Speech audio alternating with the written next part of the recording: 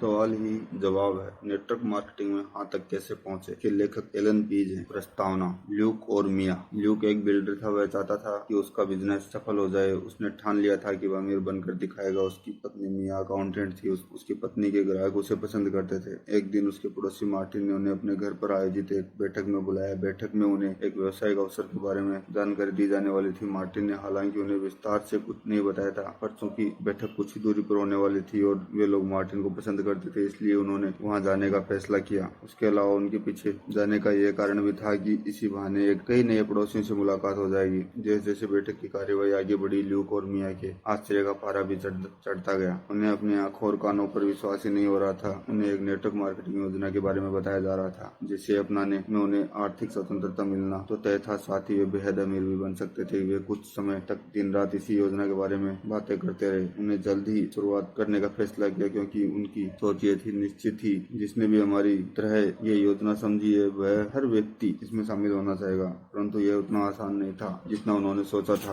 हर व्यक्ति योजना के बारे में उनके जितना उत्साहित नहीं। कुछ लोग तो योजना के बारे में जानकारी लेने के लिए आयोजित बैठक में भाग लेने के लिए आए ही नहीं। यहाँ तक कि उनके कई करीबी दोस्तों ने भी उन्हें अपॉइंटमेंट देने से इनकार कर दिया था। इसके बावजूद वे धीरे धीरे एक सफल व्यवसाय बनाने में कामयाब हुए, लेकिन ये सब उतनी तेजी से नहीं हुआ जितनी उन्हें उम्मीद थी। ल्यूक ने मिया से कहा, अभी तो हम लोगों को अपनी योजना में शामिल करने के लिए लगातार प्रेरित कर रहे हैं। कल्पना करो कि हमारी जगह यही लोग हमें ये बता सके कि वे नेटवर्क मार्केटिंग में क्यों शामिल होना चाहते हैं। काश ऐसा कोई रास्ता हो। ऐसा रास्ता है। यह पुस्तक आपको वही रास्ता दिखाएगी। नेटवर्क मार्केटिंग में शामिल होते समय अधिकतर लोगों को सबसे बड़ा डर ये होता है कि उन्हें ऊंचाई पर पहुंचने के लिए अधिक सफल सेल्समैन बनना पड़ेगा। हमारा उद्देश्य इस डर को दूर करना है। इस पुस्तक में एक सरल पद्धति बताई गई है जो आपको वह रास्ता दिखाएगी जिसमें आप नए लोगों को अधिक सरलता से शामिल कर सकेंगे। इसमें कोई दाव पेच या छल कपट नहीं है। इसमें कुछ तकनीकें हैं, कुछ सिद्धांत है जो निश्चित रूप से काम करेंगे, शर्ते कि आप काम करें। मैंने ये पुस्तक क्यों लिखी? जब मैं पहली बार 1980 में नेटवर्क मार्केटिंग से परिचित हुआ तो मैं आश्चर्यचकित था कि इसमें सफल होने की कितनी संभावनाएं और कितने अवसर थे, जो सरल थे, कानूनी थे, नैतिक थे, आनंददायक और अमीर बनने वाले थे। और यह कोई फटाफट अमीर बनने की स्कीम नहीं थी। यह तो अमीर बनने की एक पद्धति थी। इसमें 10 साल पहले मैं सूचना प्रशिक्षण और विक्रय तकनीकों के संबंध में विकास और शोध करने में जुटा हुआ था, जिनके द्वारा किसी भी बड़ी कंपनी की आमदनी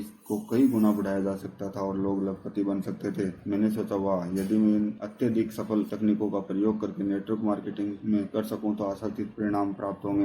यह पुस्तक नेटवर्क मार्केटिंग में उन तकनीकों को अपनाने, संशोधित करने, प्रशिक्षित करने, प्रयुक्त करने का परिणाम है। आप पाएंगे कि इन तकनीकों को सीखना बहुत सरल है और आप इन्हें अपनाकर सफलता की उस राह पर सरलता से चल सकते हैं जिस पर आज आप ही की तरह हजारों लोग चल रहे हैं। और इसके बारे में खास बात यह है कि आपने आज तक जो भी सीखा है उसे जरा भी बदलने की आवश्यकता नहीं है। लगभग 2 घंटे तक पढ़ने या निष्ठापूर्वक अभ्यास करने से आप अपने बिजनेस को इतना बढ़ा सकते हैं कि आप खुद ही हैरान हो जाएंगे। वाह, वादा, ये पद्धति के साथ मेरी ओर से वादा भी है जो आप इस पुस्तक में पाएंगे। अगर आप इस तकनीक को दिल में उतार लें और पहले 14 दिनों एक भी शब्द न बदलें तो मैं वादा करता हूँ कि आपको कल्पनातीत परिणाम प्राप्त होंगे। ये बहुत बड़ा और पक्का वादा है ना? पर आप ये न भूलें कि यह हम दोनों के बीच हुआ समझौता है। मैं आपसे बदले में यह वचन लेना चाहता हूँ कि आप अभ्यास करेंगे, अभ्यास करेंगे, अभ्यास करेंगे जब तक कि आप इन शब्दों को नींद में न दोहराएंगे। मगर हो सकता है इस पुस्तक के बहानों को छोड़ दे और इस तकनीकों को पूरी ईमानदारी और लगन से आत्मसात के करने में जुट जाए। इस तरीके से ये तकनीक स्थायी रूप से आपकी हो जाएगी। मैं कई व्यवसाय कंपनियों में सलाहकार और भागीदार रह चुका हूँ। ये तकनीक अपनाकर उन्हें लाखों करोड़ों डॉलर कमाए हैं, हजारों नए सदस्यों को अपनी कंपनी में जोड़ा है, अपनी आमदनी को 20%, 50%, 100% और 500%, 1000% तक बढ़ाया। ये अति शक्तिपूर्ण दावा नहीं है। जो भी आप यहाँ सीखेंगे वह आपकी जिंदगी बदल कर रख देगा, पर इसके लिए आपको इस पद्धति को पूरी तरह से अपनाना होगा। अगर आप सहमत हो तो जोर से और अभी हाँ कहें। आपकी प्रस्तुति दमदार कैसे बनती है, किस तरह से मिलने का समय लिया जाए, किस तरह से अपनी व्यवसायिक योजना प्रस्तुत की जाए, इन विषयों पर कई अच्छी पुस्तकें और टेप उपलब्ध है। इसलिए इस पुस्तक में इन विषयों पर अधिक विस्तार से नहीं लिखा गया। यह पुस्तक आपको बताएगी कि आपको क्या करना है, क्या कहना है, किस तरह से कहना है, ताकि आमने सामने की चर्चा में हाँ सुनने से आपको अधिक अवसर मिल सके। यहाँ दी गई जानकारी का उद्देश्य यह है कि आपकी प्रस्तुति दमदार बनाई जाए, आपके वर्तमान ज्ञान के बिना किसी परिवर्तन के ऐसा किया जाए। इसी कारण इस पुस्तक में सबसे अधिक जोर दूसरी कुंजी, सही बटन खोजने पर दिया गया है। काम आने वाली तकनीकों को न बदले, उन्हें दमदार बनाए। खंड 1, पहला कदम।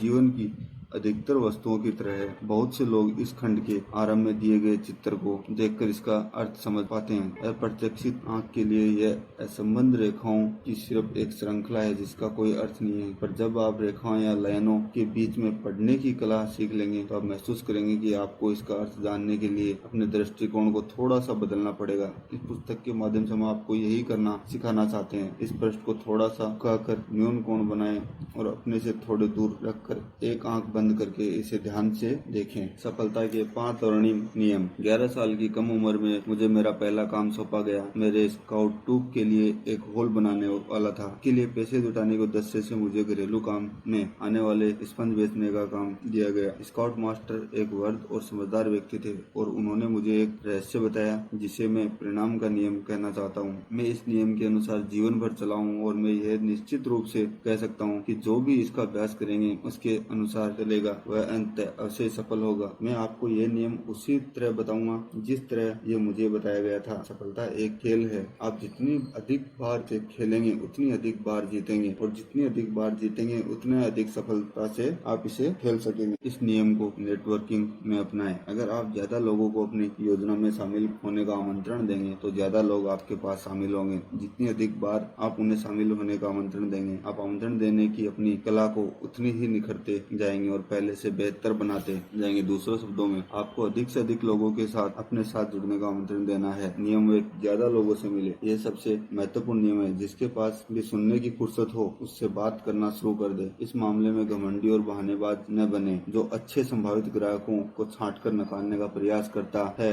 अगर संभावित ग्राहकों की सूची पर नजर दौड़ाते वक्त आप यह सोचने लग जाएं ये ज्यादा उम्र वाले हैं, ये ज्यादा युवा है, ये ज्यादा अमीर है, ज्यादा गरीब है, ये ज्यादा दूर रहते हैं, ये ज्यादा स्मार्ट हैं, आदि आदि, तो समझ लें कि आप असफलता के मार्ग पर जा रहे हैं। अपने बिजनेस को जमाने की शुरुआती दौर में आपको हर एक से बात करने की जरूरत है क्योंकि आपको अभ्यास की जरूरत है। जब तक आप अपने व्यवसाय के बारे में हर एक से बात करते हैं तो औसत का नियम यह सुनिश्चित करता है कि आप सफल होंगे। सवाल सिर्फ यह रह जाता है कि आप कितने सफल होंगे। आपके बिजनेस में ऐसी कोई समस्या नहीं है जो आपकी गतिविधि या सक्रियता में वृद्धि से न सुलझ सके। अगर आप अपनी जिंदगी की दिशा के बारे में चिंतित हो तो बस आप अपनी प्रस्तुतियों की संख्या को दुगुना कर दें। अगर आपका व्यवसाय उतनी तेजी से नहीं बढ़ रहा है जितना आप चाहते हैं तो आप कुछ न करें, सिर्फ अपनी सक्रियता बढ़ा दें। बढ़ी हुई सक्रियता आपकी अधिकतर चिंताओं का अचूक इलाज है। हर किसी से बात करें। पहला नियम है ज्यादा लोगों से मिले। दूसरा नियम, लोगों को फोन करते रहें। हो सकता है कि आप शहर की सबसे बढ़िया प्रस्तुता हो पर अगर आप पर्याप्त संभावित ग्राहकों से नहीं मिलते हैं तो आप अपने बिजनेस में ज्यादा सफल नहीं हो सकते हैं। हो सकता है कि आपकी वेशभूषा बढ़िया हो, आपका व्यक्तित्व सराहनीय हो, लेकिन अगर आपकी प्रस्तुतियों की संख्या ज्यादा नहीं तो आपका सामान्य ही रहेगा प्रदर्शन। इसके लिए हर एक से मिले, हर एक से बात करें। नियम नंबर 3, ज्यादा लोगों से मिले। नेटवर्क के मौजूद अधिकतर लोग इस बिजनेस में केवल ड्राइवर पर ही चलते रहे हैं, अपनी पूरी क्षमता का दोहन नहीं कर पाते हैं। वे सोचते हैं कि ऐसा उन संभावित ग्राहकों के कारण होता है जिन्हें वे राजी नहीं कर पाते, पर यह सच नहीं है। सच तो यह है कि ऐसा उन संभावित ग्राहकों के कारण होता है जिनसे वे मिल नहीं पाते। आप लगातार लोगों से मिलकर अपनी बात करते रहें। अगर आप इन पहले 3 नियमों के अनुसार चलेंगे तो इसमें जरा भी संदेह नहीं कि आप आशातीत सफलता प्राप्त कर लेंगे। नियम नंबर 4, औसत के नियम का प्रयोग करें। औसत का नियम जीवन के हर क्षेत्र में सफलता दिलाता है। इसका मतलब है अगर आप किसी काम को बार बार एक ही ढंग से करते हैं और परिस्थितियां समान रहती हैं तो आपको मिलने वाले परिणाम भी हमेशा एक ही होंगे। उदाहरण के तौर पर $1 की पोकर मशीन का औसत भुगतान लगभग 10.1 होता है। अगर आप 10 बार बटन दबाते हैं तो आप कुल मिलाकर 60 सेकंड से लेकर $20 के बीच की रकम जीतते हैं। $20 की जीत के आपके अवसर 118 में से एक है। इसमें किसी दक्षता या कुशलता की जरूरत नहीं। मशीनों को तैयार ही इस तरह से किया गया है कि वे औसत या प्रतिशत के हिसाब से भुगतान करें। बीमा व्यवसाय में 1.56 की औसत की खोज का मतलब यह है कि अगर मैं सड़कों पर जाकर यह नकारात्मक सवाल पूछूं, क्या आप अपने जीवन का बीमा नहीं कराना चाहते, तो 56 में से एक व्यक्ति मुझसे बीमा कराने के लिए तैयार हो जाएगा। इसका अर्थ यह है कि अगर मैं एक दिन में 168 बार ये सवाल करूं तो मैं दिन में 3 बार सफल हो सकता हूं। विक्रेताओं की चोटी के 5% लोगों में जगह बना सकता हूं। अगर मैं किसी सड़क के कोने पर खड़ा होकर हर आने वाले जाने वाले से कहूं कि आप नेटवर्क मार्केटिंग बिजनेस में मेरे साथ शामिल होना चाहेंगे तो औसत का ये नियम निश्चित रूप से आपको परिणाम देगा। शायद 100 का जवाब हाँ होगा। याद रखिए, औसत का नियम हमेशा काम करता है। जब मैं छोटा बच्चा था तो घर घर जाकर 20 सेंट सेंट में घरेलू स्पंज बेचता था तो मेरा औसत था 10,742। मैं शाम 4 बजे से 6 बजे तक जिन 10 दरवाजों को खटखटाता उनमें से 7 दरवाजे खुलते थे। उनमें से भी केवल 4 लोग ही मेरी प्रस्तुति सुनते थे, मात्र 2 लोग स्पंज खरीदते थे। इस तरह से मैं 40 सेंट कमा लेता था। 1962 में अच्छी खासी रकम थी, खासकर एक 11 वर्षीय लड़के के लिए। मैं 1 घंटे में आराम से 30 दरवाजों को खटखटा सकता था। इस तरह 2 घंटे की अवधि में मैं 12 स्पंज बेच लेता था, जो $2.40 के बराबर रकम थी। चूंकि मैं जान चुका था कि औसत का नियम किस तरह काम करता है, इसलिए मुझे उन 3 दरवाजों की चिंता कभी नहीं हुई जो नहीं खुले, न ही उन 3 लोगों के बारे में चिंता हुई जिन्होंने मेरी बात नहीं सुनी, न ही उन 2 लोगों के बारे में चिंता हुई जिन्होंने मेरा सामान नहीं खरीदा। मैं तो बस इतना जानता था कि अगर मैं 10 दरवाजों पर दस्तक दूंगा तो मैं 40 सेंट कमा लूंगा। इसका मतलब यह है कि हर बार जब मैं दरवाजे पर दस्तक दूंगा तो 4 सेंट कमाऊंगा, इसके बाद चाहे जो भी हो। औसत का यह नियम मेरे लिए एक प्रभावी और प्रेरणादायक शक्ति थी। 10 दरवाजों पर दस्तक दो, 40 सेंट कमाओ। सफलता सिर्फ इस बात में छुपी हुई थी कि कितनी जल्दी इन दरवाजों पर दस्तक दे सकता हूँ। अपने अनुपात का रिकॉर्ड रखें। औसत का रिकॉर्ड रखना, अपनी बिक्री के आंकड़ों का रिकॉर्ड रखना एक शक्तिदायक प्रेरणा स्रोत था। जल्दी मैंने इस बात की परवाह छोड़ दी कि मेरे दरवाजा खटखटाने पर किसने दरवाजा नहीं खोला, किसने मुझे देखने के बाद मेरी बात नहीं सुनी, किसने मेरी बात सुनने के बाद मेरा सामान नहीं खरीदा। जब तक मैं बहुत सारे दरवाजे खटखटाता था, अपनी बात कहने का प्रयास करता था, मैं सफल था। इस तरह मैं आश्वस्त रह सकता था और दरवाजों पर दस्तक देने में मुझे आनंद आने लगा। औसत और आंकड़ों का रिकॉर्ड रखने में आप सकारात्मक बनते हैं और अपने लक्ष्य तक पहुंच सकते हैं। ये न केवल आपकी प्रेरणा का सतत स्रोत है, बल्कि नकारे जाने को सहजता से लेने की कुंजी भी है। जब आप अपने औसत पर ध्यान रखते हैं तो आपको बाकी बातों की खास चिंता नहीं होगी। तब आप जितनी जल्दी संभव हो अगली मुलाकात करने के लिए प्रेरित होते हैं और औसत के नियम को समझे बिना आप केवल इतना ही सोच सकेंगे कि आगे क्या होगा। अगर कोई ना कह देगा तो आप निराश हो जाएंगे, अगर कोई दरवाजा नहीं खोलेगा तो आप उदास भी हो सकते हो। पर अगर आप औसत के नियम को समझ लेते हैं, उसे स्वीकार कर लेते हैं, तो ऐसा नहीं होता। आप अपनी मुलाकातें, प्रस्तुतियां, नए सदस्यों के आंकड़ों को सामने रखते हुए औसत के अपने आंकड़े खुद विकसित कर सकते हैं। $9 की पोकर मशीन। जब मैं किशोरावस्था में था तो मेरे पास एक सायकालीन कार्य था। मैं बर्तन, चादर और कंबल बेचा करता था। तब मेरा अनुपात था 5-3-2-1। मैं 5 संभावित लोगों को फोन लगाता, उनमें से 3 मुझे मिलने का समय देते, उनमें से केवल 2 के सामने मुझे अपनी बात कहने का अवसर मिलता था, क्योंकि तीसरा व्यक्ति या तो अपॉइंटमेंट कैंसिल कर देता था या सुनता ही नहीं था, या ऐसी कोई आपत्ति उठा देता था जिसे दूर करने में मुझे बस में नहीं होता था। इस तरह केवल 2 ही लोग मेरी पूरी बात सुनते थे। उन 2 में से एक मेरा सामान खरीद लेता था। इस तरह मैं $45 कमा लेता था। इस तरह मैं जिन 5 लोगों को फोन करता उनमें मुझे अंततः $45 का कमीशन मिल जाता, जो एक तरह से $9 प्रति फोन था। इसका मतलब यह था कि फोन पर हुई बात हाँ का अर्थ $15 था, चाहे वे मेरा सामान खरीदे या न खरीदे, चाहे वे मुझे मिले या न मिले, और इस बात से कोई फर्क नहीं पड़ता कि मुझसे क्या कहते थे। वाह, ये कल्पना से भरे थे। मैंने एक बड़ी सी तख्ती बनाई जिस पर $9 लिखकर मैंने उसे अपने टेलीफोन के पास रख लिया। हर उस व्यक्ति से जो मेरे फोन का जवाब देता था मुझे $9 मिलते थे। हर उस व्यक्ति से जो मुझसे मिलने के लिए हाँ कहता था मुझे $15 मिलते थे। इसका अर्थ ये था कि मैं अपनी तकदीर खुद बना रहा था। ऐसे बहुत से सेल्समैन थे जिन्होंने अगर संभावित ग्राहक ना कह देता था तो वे निराश हो जाते थे, पर मैं उनमें से नहीं था। इसलिए मैं जल्द ही अपनी कंपनी का नंबर 1 सेल्समैन बन गया। आर्थिक अनुवाद। मेरे औसत का आर्थिक अनुवाद: फोन कॉल $9, अपॉइंटमेंट $15, प्रस्तुति $22 और बिक्री $45। मैंने उन लोगों की खोज कभी नहीं की जो मुझसे सामान खरीदे। मेरा प्रमुख लक्ष्य तो केवल संभावित ग्राहकों को फोन करते रहना था।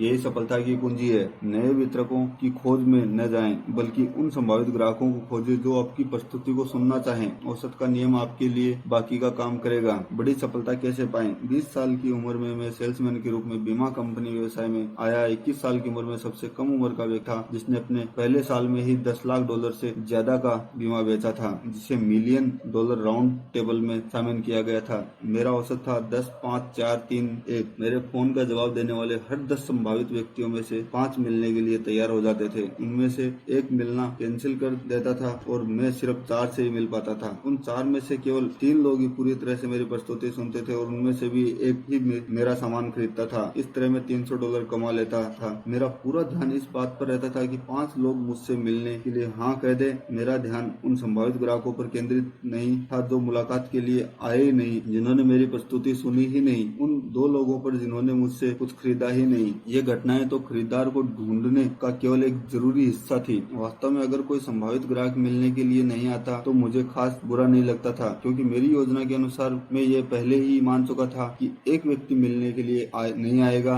जब भी ऐसा होता था तो भी मैं प्रति व्यक्ति $60 तो कमा ही लेता था। आप अंकों के व्यवसाय में हैं। मैं जानता था कि अगर 10 लोग फोन पर जवाब देते हैं तो उनमें से केवल 5 लोग मिलने के लिए तैयार हो जाएंगे। अंततः मुझे $300 का कमीशन मिलेगा। इस तरह हर उस संभावित ग्राहक से जो मेरे फोन का जवाब देता था मुझे $300 मिलते थे। 10, 5, 4, 3, 1 मेरे औसत का आर्थिक अनुवाद। फोन कॉल $30, अपॉइंटमेंट $60, प्रस्तुति $75, पूर्ण प्रस्तुति $100 और बिक्री $300। 21 साल की उम्र में मेरे पास स्वयं का घर था, नए मॉडल का मर्सिडीज बेंज कार थी। मैं बड़ी शान से रहता था। सवाल केवल इतना था कि मैं फोन पर किस तरह 5 लोगों से अपॉइंटमेंट के लिए हाँ करवाता हूँ। नियम नंबर 5, अपना औसत सुधारे। बीमा व्यवसाय में जानता था कि हर बार जब मैं फोन घुमाता था और किसी से बात करता था मुझे $30 मिलेंगे। फिर भी 10 टेलीफोन कॉल के बदले 5 अपॉइंटमेंट का मेरा अनुपात मेरी राय में खास अच्छा नहीं था, क्योंकि इसका मतलब था कि मैं अपने बहुत सारे संभावित ग्राहकों को गवा रहा हूँ। मुझे जरूरत थी अपॉइंटमेंट हासिल करने के लिए एक ऐसी पद्धति की जो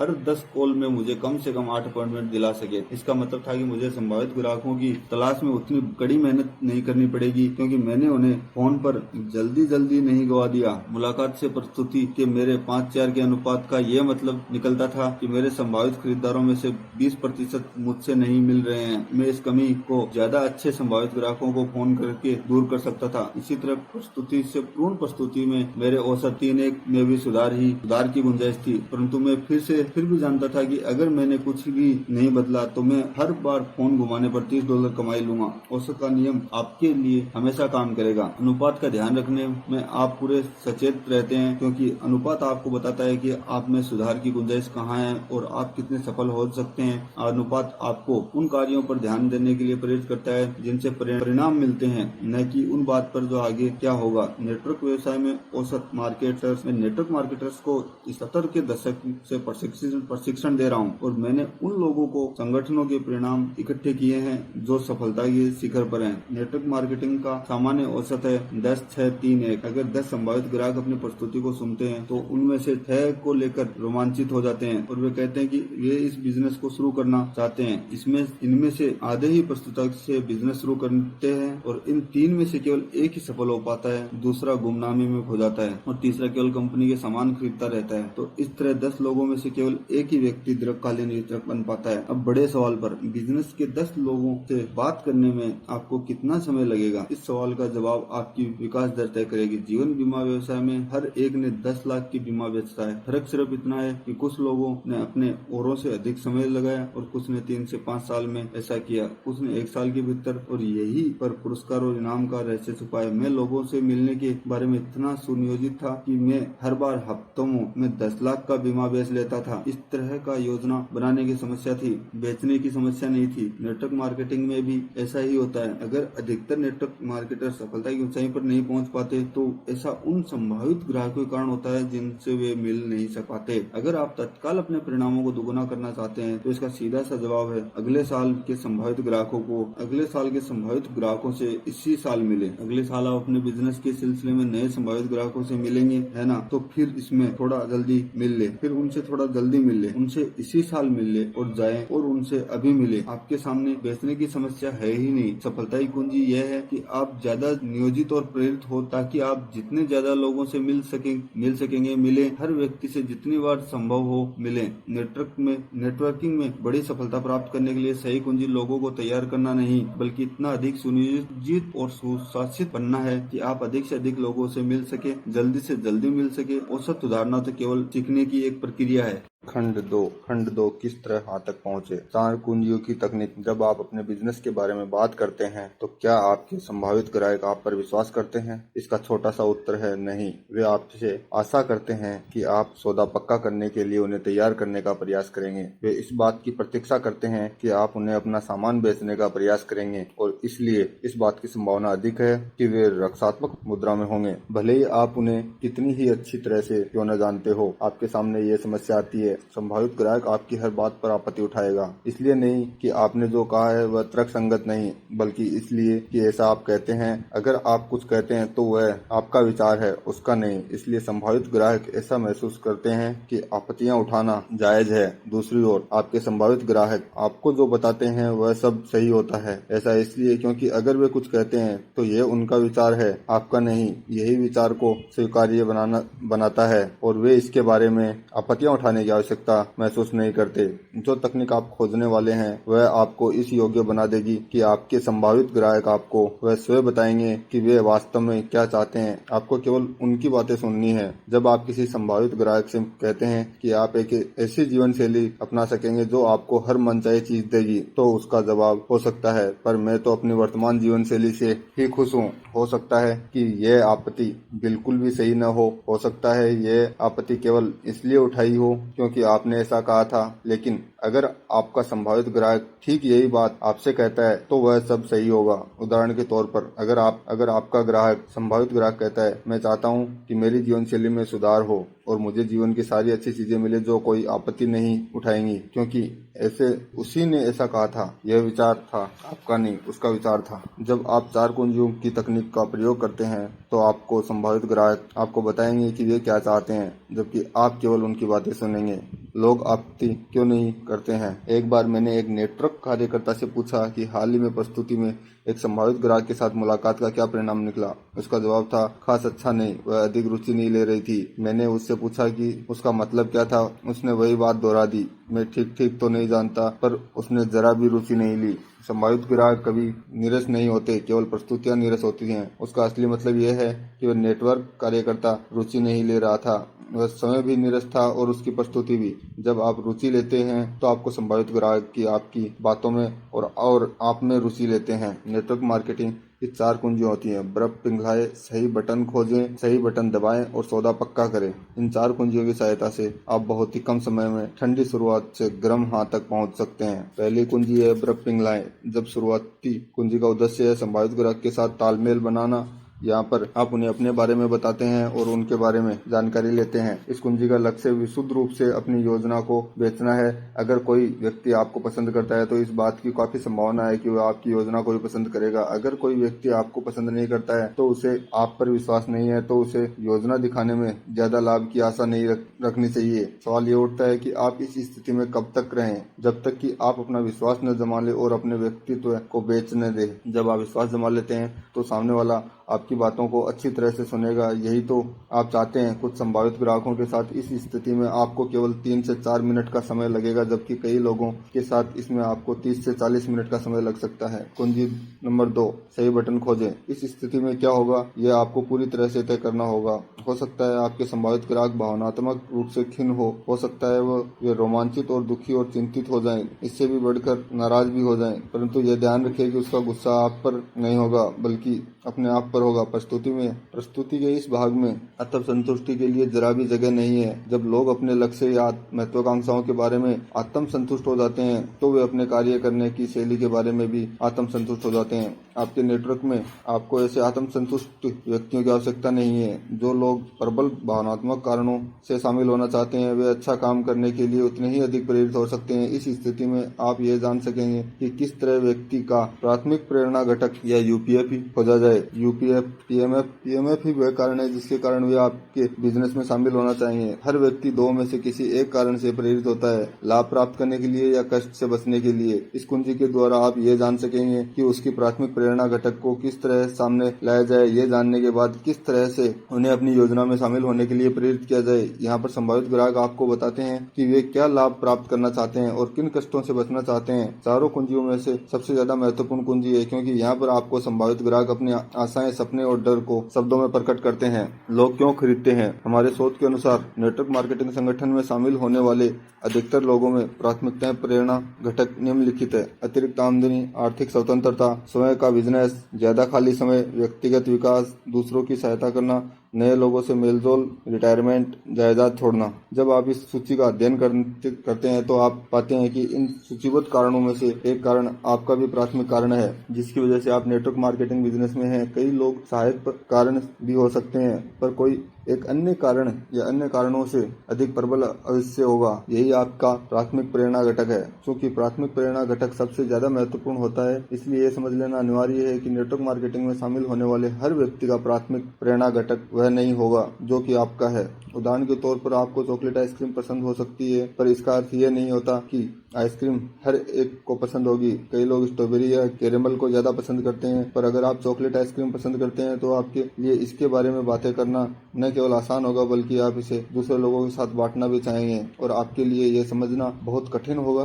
कि इसे हर व्यक्ति पसंद क्यों नहीं करता। अधिकतर लोग चॉकलेट आइसक्रीम पसंद करते हैं, पर इसी कारण से यह हर एक की पहली पसंद नहीं हो जाती। कई लोगों को तो इससे एलर्जी भी होती है। नीचे लिखी गई पंक्तियां नीचे लिखी हुई कहानियां असली जिंदगी की कहानियां हैं जो आपको प्राथमिक प्रेरणा घटक की शक्ति से अवगत कराएंगे। रोन क्यों शामिल नहीं हुआ? अल्बर्ट एक वितरक था। वह नेटवर्क मार्केटिंग में इसलिए आया था क्योंकि उसे आर्थिक स्वतंत्रता चाहिए थी। वह अपना मालिक बनना चाहता था, अपनी खुद की आमदनी तय करना चाहता था, वह अपनी इच्छा अनुसार ऑफिस जाने आने की स्वतंत्रता चाहता था, अपने बच्चों को सबसे अच्छे स्कूल में भेजना चाहता था, हॉलिडे होम बनाना चाहता था, आदि इत्यादि। आर्थिक स्वतंत्रता उसका प्राथमिक प्रेरणा घटक था, क्योंकि इसी के द्वारा उसे बाकी सारी चीजें मिल सकती थी। अपने लक्ष्यों के प्रति उसका पूर्ण भावनात्मक जुड़ाव था और वह उनके बारे में उत्साह से लगातार बातें कर सकता था। फंड जुटाने के स्थानीय कार्यक्रम के दौरान वह रोन नामक संभावित ग्राहक से मिला और उसने उसे अपना बिजनेस देखने के लिए आमंत्रित किया। अल्बर्ट ने रोन को पूरे उत्साह से अपनी योजना समझाई। रोन काफी प्रभावित हुआ। उसने कहा कि वह शामिल होना चाहेगा। वास्तव में अल्बर्ट ने रोन को फिर कभी नहीं देखा और वह पसोपेश में था कि आखिर उससे गलती कहाँ हुई थी। रोन क्यों शामिल नहीं हुआ? समस्या ये थी कि दरअसल रोन का प्राथमिक प्रेरणा घटक आर्थिक स्वतंत्रता था ही नहीं। उसमें अमीर बनने और बड़े घर में रहने और बढ़िया कार का मालिक बनने की महत्वाकांक्षा नहीं थी। वह अपनी माँ से मिले अपने छोटे से घर में ही खुश था। उसे सड़क के ट्रैफिक में फंसने के बजाय ट्रेन पकड़ना और उसमें अखबार पढ़ना ज्यादा पसंद था। रोन ने महसूस किया कि आर्थिक स्वतंत्रता ठीक थी, पर इससे उसे सौदा पक्का करने के लिए पर्याप्त प्रेरणा नहीं मिल पा रही थी। रोन की असली प्रेरणा ये थी कि उसे नए लोगों से मिलने के लिए अवसर मिलेंगे, नई कलाएं सीखने को मिलेंगी और वह समाज के लिए अपना योगदान दे सकेगा। इसी कारण तो वह फंड इकट्ठा करने के लिए योजना में शामिल हुआ था, पर उसे इन मुद्दों के बारे में बताने का अवसर ही नहीं मिला, क्योंकि अल्बर्ट आर्थिक स्वतंत्रता को उसके गले के नीचे उतारना चाहता था। निश्चित रूप से रोन पर अल्बर्ट की उत्साहित प्रस्तुति का प्रभाव हुआ था, परंतु अगले दिन जब सूरज निकला तो उसकी प्रतिक्रिया ठंडी हो गई। कुछ ही दिनों में रोन अल्बर्ट की उत्साहपूर्वक प्रस्तुति के बारे में पूरी तरह से भूल चुका था। अल्बर्ट ये नहीं जान सका कि दूसरों की सहायता करना रोन का प्राथमिक प्रेरणा घटक है। जेन का गलत फैसला। जेन की उम्र 34 वर्ष थी। वह अपने 2 बच्चों के साथ अकेली रहती थी। वह 2 साल से नेटवर्क मार्केटिंग में थी। डेविड से उसकी पहचान एक डिनर पार्टी में हुई। डेविड ने उसकी नेटवर्क गतिविधियों में रुचि ली और इसके बारे में अधिक जानकारी चाहिए। जेन का खुद का प्राथमिक प्रेरणा घटक था वह अपने लिए ज्यादा खाली समय जुटाना, ताकि वह अपने दोनों बच्चों को ठीक तरह से पाल सके और शिक्षित कर सके। वह जानती थी कि यह हर एक की प्राथमिकता नहीं हो सकती। डेविड की उम्र 50 और 60 के बीच में थी। उसका स्वयं का कॉन्ट्रैक्ट क्लीनिंग का काम था, इसलिए जेन ने अनुमान लगाया कि उसकी प्राथमिकताओं की सूची में रिटायरमेंट का स्थान पहले नंबर पर होगा। जब वह बिजनेस के बारे में बात बता रही थी तो उसकी चर्चा के केंद्र में यह बात मौजूद थी कि उससे लोगों को आरामदेह रिटायरमेंट के पूरे लाभ मिल सकेंगे। शाम खत्म होने पर वह हैरान हो गई जब डेविड ने उसे बताया कि वह कभी रिटायर नहीं होना चाहता। वह रिटायरमेंट में को शीघ्र मृत्यु मानता है। जेन ने यह गलत अनुमान लगा लिया था कि रिटायरमेंट डेविड का प्राथमिक प्रेरणा घटक है। इसका परिणाम ये निकला कि डेविड उसके साथ शामिल होने के लिए प्रेरित नहीं हो पाया। अनुमान न लगाएं, यह हम दोनों में से एक को मूर्ख बना सकता है। जब आप सामने वाले व्यक्ति के प्राथमिक प्रेरणा घटक के बारे में अनुमान लगाते हैं तो आपके गलत होने की काफी संभावना होती है। अगर आपका अनुमान सही भी हो तो भी यह आपका विचार नजर आएगा कि आपने संभावित ग्राहक का, और इस तरह इसका प्रभाव और प्रेरणादायक शक्ति उतने ही नहीं होंगे जितने की अपेक्षित हैं। प्राथमिक प्रेरणा घटक को किस तरह खोजें? प्राथमिक प्रेरणा घटकों की सूची आप अपने साथ हमेशा लिखित रूप में रखें। यह सूची आपके बिजनेस कार्ड के पीछे हो सकती है या तैयार किए गए दृश्य साधन के रूप में एक छोटे कार्ड के रूप में भी हो सकती है। यहाँ पर सूची दोबारा बताई जा रही है। आर्थिक आमदनी, आर्थिक स्वतंत्रता, स्वयं का व्यवसाय, ज्यादा खाली समय, व्यक्तिगत विकास, दूसरों की सहायता करना, नए लोगों से मेलजोल, रिटायरमेंट, जायदाद छोड़ना। आपकी सूची दिखाने का सीधा सा तरीका है अपने संभावित ग्राहक से यह सवाल करें, क्या आप जानते हैं कि लोग नेटवर्क मार्केटिंग बिजनेस क्यों शुरू करना चाहते हैं? सीधे से सवाल से ये खूबी छुपी है कि अगर सामने वाला जवाब में नहीं कहता है तो आपको ये कहने की छूट मिल जाती है, लीजिए मैं आपको बता देता हूँ। इस बिंदु पर आप अपनी सूची उसके सामने रख दें।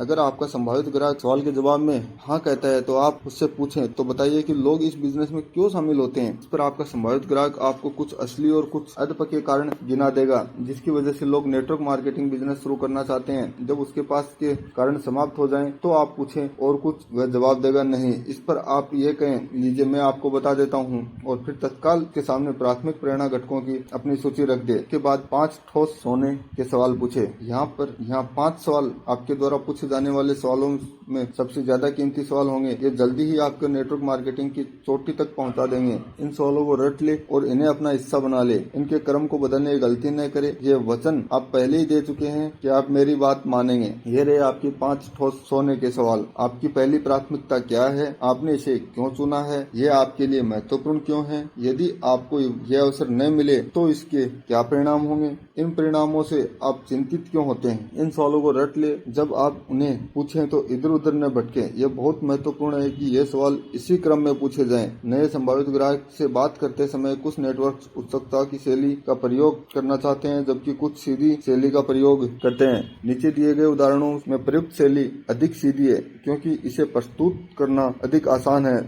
यहाँ चर्चाएं वास्तविक साक्षात्कार पर आधारित हैं। एंगी मिली रे और रूथ से। रे और रूथ लगभग 25 वर्षीय युगल थे जो हाल ही में अपने नए घर में रहने आए थे। उनका मकान एंगी के मकान से 10 कदम की दूरी पर था। पड़ोसियों की सामान्य चर्चाओं के दौरान एंगी ने उन्हें बताया कि वह मार्केटिंग बिजनेस से जुड़ी है और उन्हें बताना चाहती है कि यह बिजनेस किस तरह से काम करता है। इस पर रूथ ने कहा कि इसे नहीं लगता कि इस बिजनेस में उन लोगों की कोई दिलचस्पी होगी क्योंकि उनके पास खाली समय बचता ही नहीं है। रे 2 जगह काम कर रहा था और रात को रूथ को अपने घर के सामान व्यवस्थित करना पड़ता था। एंगी ने कहा कि ऐसा उन अधिकतर लोगों के साथ होता है जो 2 जगह नौकरी करते हैं और जो घर बदल कर नए घर में रहने आते हैं और फिर भी वह उन्हें अपना बिजनेस दिखाना चाहेगी क्योंकि शायद वे भविष्य में रुचि ले। एंगी ने उन्हें अपने घर कॉफी पीने के लिए आमंत्रित किया। क्या शनिवार दोपहर 4 बजे ठीक रहेगा? उसने पूछा। रे तथा रूथ तैयार हो गए। वे दोनों 4 बजे पहुंच गए और कॉफी पीने के बाद एंगी ने उन्हें बताना शुरू किया कि नेटवर्क बिजनेस क्या होता है। रे और रूथ ने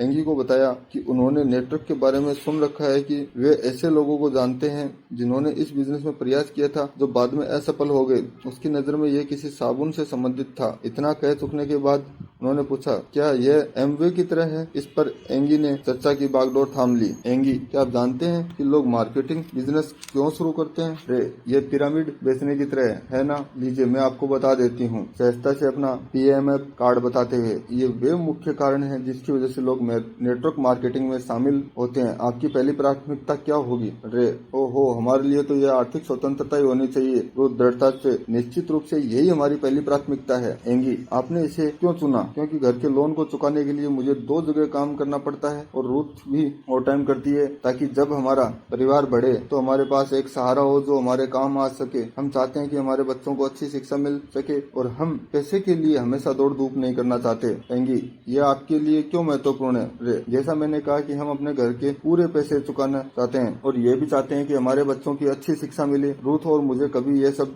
नहीं मिला। हमें ऐसे अवसर मिले ही नहीं। रूथ बातचीत का सिरा थामते हुए, सही बात है, मेरे माँ बाप हमेशा घर चलाने के लिए पैसों की खींचतान करते थे। हम नहीं चाहते कि हमारी जिंदगी भी उन्हीं की तरह गुजरे। एंगी, यदि आपको आर्थिक स्वतंत्रता नहीं मिलती है तो उसके क्या परिणाम होंगे? हम उसी नाव में होंगे जिसमें हमारे माँ बाप थे। इसका अर्थ होगा कठोर बजट बनाना, आमदनी कम, खर्च ज्यादा और पूरी जिंदगी यही चलता रहेगा। रूथ, अपने बच्चों को अच्छी शिक्षा दिलाने में काफी खर्च होता है। बिना अतिरिक्त आमदनी के हम उन्हें जिंदगी में अच्छी शुरुआत नहीं दे सकेंगे। एंगी, इन परिणामों से आप चिंतित क्यों होते हैं? रे, तनावपूर्ण स्वर में, जैसा हमने कहा, अगर हम आर्थिक स्वतंत्रता प्राप्त करने का प्रयास नहीं करेंगे तो हम हमेशा संघर्ष ही करते रहेंगे। ऐसा कौन चाहता है? रूथ, साथ ही हमें रिटायर होने की योजना भी बनानी है, इसलिए हम अभी इतनी कड़ी मेहनत कर रहे हैं। विश्लेषण, इस वार्तालाप में ऐसा कुछ भी नहीं कहा गया जो इस तरह के सामान्य युगल द्वारा न कहा जाए। फर्क सिर्फ इतना है कि इस चर्चा में एंगी ने 5 सोने के सवालों का प्रयोग किया और रूथ तथा रे ने अपने प्राथमिक प्रेरणा घटक उजागर किए। अपनी एंगी को किस्मत से यह पता भी होता कि उसका प्राथमिक प्रेरणा घटक आर्थिक स्वतंत्रता है, तो भी रे और रूथ की निगाह में यह विचार एंगी का होता, उसका नहीं। अगर एंगी ने उसके आर्थिक स्वतंत्रता के बारे में बात की होती तो रूथ और रे ने शायद आपत्तियां उठाई होती क्योंकि ये एंगी का विचार होता, पर चूंकि यह विचार उन्हीं का था ऐसा उन्होंने खुद कहा था, इसलिए ये हकीकत थी कि इस बारे में कोई आपत्ति हो ही नहीं सकती। इन 5 सवालों का विचार करें। आपकी पहली प्राथमिकता क्या है? असली सवाल ये था, आप आज नेटवर्क मार्केटिंग बिजनेस में क्यों शामिल होना चाहते हैं? रे ने कहा कि उसकी प्राथमिक प्रेरणा घटक आर्थिक स्वतंत्रता था, इसलिए वे दोनों शामिल होंगे। दूसरा, आपने इसे क्यों चुना? यह सवाल दरअसल ये पूछता है कि आप इस कारण में क्यों शामिल होना चाहते हैं। उन दोनों ने स्पष्ट किया कि वे अपने घर का लोन चुकाना चाहते हैं, अपने बच्चों की शिक्षा देना चाहते हैं और पैसों की तंगी वाला जीवन नहीं जीना चाहते। तीसरा, ये आपके लिए महत्वपूर्ण क्यों है? यह सवाल पूछता है फिर मुझे फिर से बताएं, आप इसी कारण से क्यों शामिल होना चाहते हैं? रे कहता है, मैंने जैसे कहा, और फिर से अपनी बातें दोहराता है, उन कारणों को बताता है जिनके लिए वह बिजनेस में आना चाहता है। रूथ भी और कई तर्क देती है कि आर्थिक स्वतंत्रता उसके लिए पहले नंबर का कारण क्यों है, जिसके लिए दोनों को इसमें शामिल होना चाहिए। उसके माता पिता का खर्च चलाने में मुश्किल आती थी, वह ऐसी परिस्थितियों में नहीं जीना चाहती थी। 4 नंबर, यदि आर्थिक स्वतंत्रता नहीं मिली तो इसके परिणाम क्या होंगे? यह सवाल दरअसल पूछता है कि अगर आप शामिल नहीं होते हैं तो आपके साथ क्या होगा। अब वे दोनों रोमांचित हो जाते हैं। वे एंगी को बताते हैं कि वे अपने माता पिता की तरह तंग हाल जीवन नहीं जीना चाहते। वे नहीं चाहते कि उनके बच्चों को सिर्फ इसलिए अच्छी शिक्षा न मिल पाए क्योंकि उनके पास पर्याप्त पैसा नहीं था।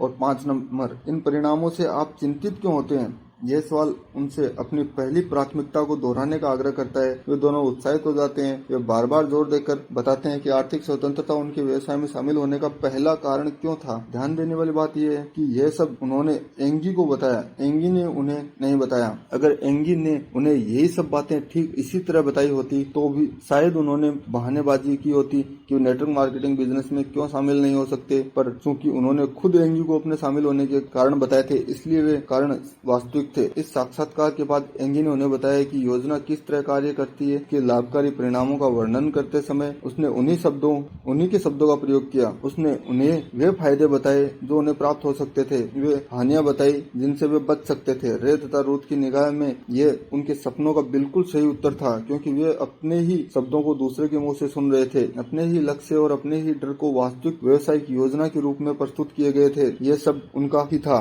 एंगी का नहीं। किस तरह ब्रूनो ने एक सख्त चने को फोड़ा। ब्रूनो एक इंजीनियर था जो एक एसोसिएशन में दूसरे इंजीनियरों के साथ काम करता था, जिनमें जिम भी शामिल था। ब्रूनो ने 1 साल पहले नेटवर्क मार्केटिंग बिजनेस शुरू किया था। उसकी नजर में ये इंजीनियरों के रोजगार के रूटीन से बाहर निकलने का बढ़िया अवसर था। उसे बड़े सतीश की तलाश थी। ब्रूनो ने जिम से कई बार व्यवसायिक अवसर का जिक्र किया था। हर बार उसे ठंडी प्रतिक्रिया मिली थी। जिम की बहन इन योजनाओं में से एक में शामिल थी और उसने भी जिम को उसमें शामिल करने का प्रयास किया था, पर जिम में कोई रुचि नहीं ली थी, क्योंकि वह अपने आपको एक इंजीनियर मानता था, सेल्समैन नहीं, और वह अपने दोस्तों को परेशान नहीं करना चाहता था। एक शाम कॉफी पीते पीते ब्रूनो ने सहजता से अपना नया बिजनेस कार्ड निकाला, जिसके पीछे प्राथमिक प्रेरणा घटकों की सूची छुपी हुई थी। जिम ने कार्ड देखा जिस पर ब्रूनो के नाम के नीचे नेटवर्क एंड डिस्ट्रीब्यूशन छपा हुआ था। ब्रूनो, जिम, क्या तुम जानते हो कि नेटवर्किंग का क्या मतलब होता है? जिम, हाँ, जैसे मैंने बताया था कि मेरी बहन भी इसी बिजनेस में है, कि यह एक तरह की पिरामिड योजना है ना? लीजिए मैं आपको बता देता हूँ। ब्रूनो ने बिजनेस कार्ड को पलटकर प्राथमिक प्रेरणा घटकों की सूची जिम के सामने रख दी। ब्रूनो,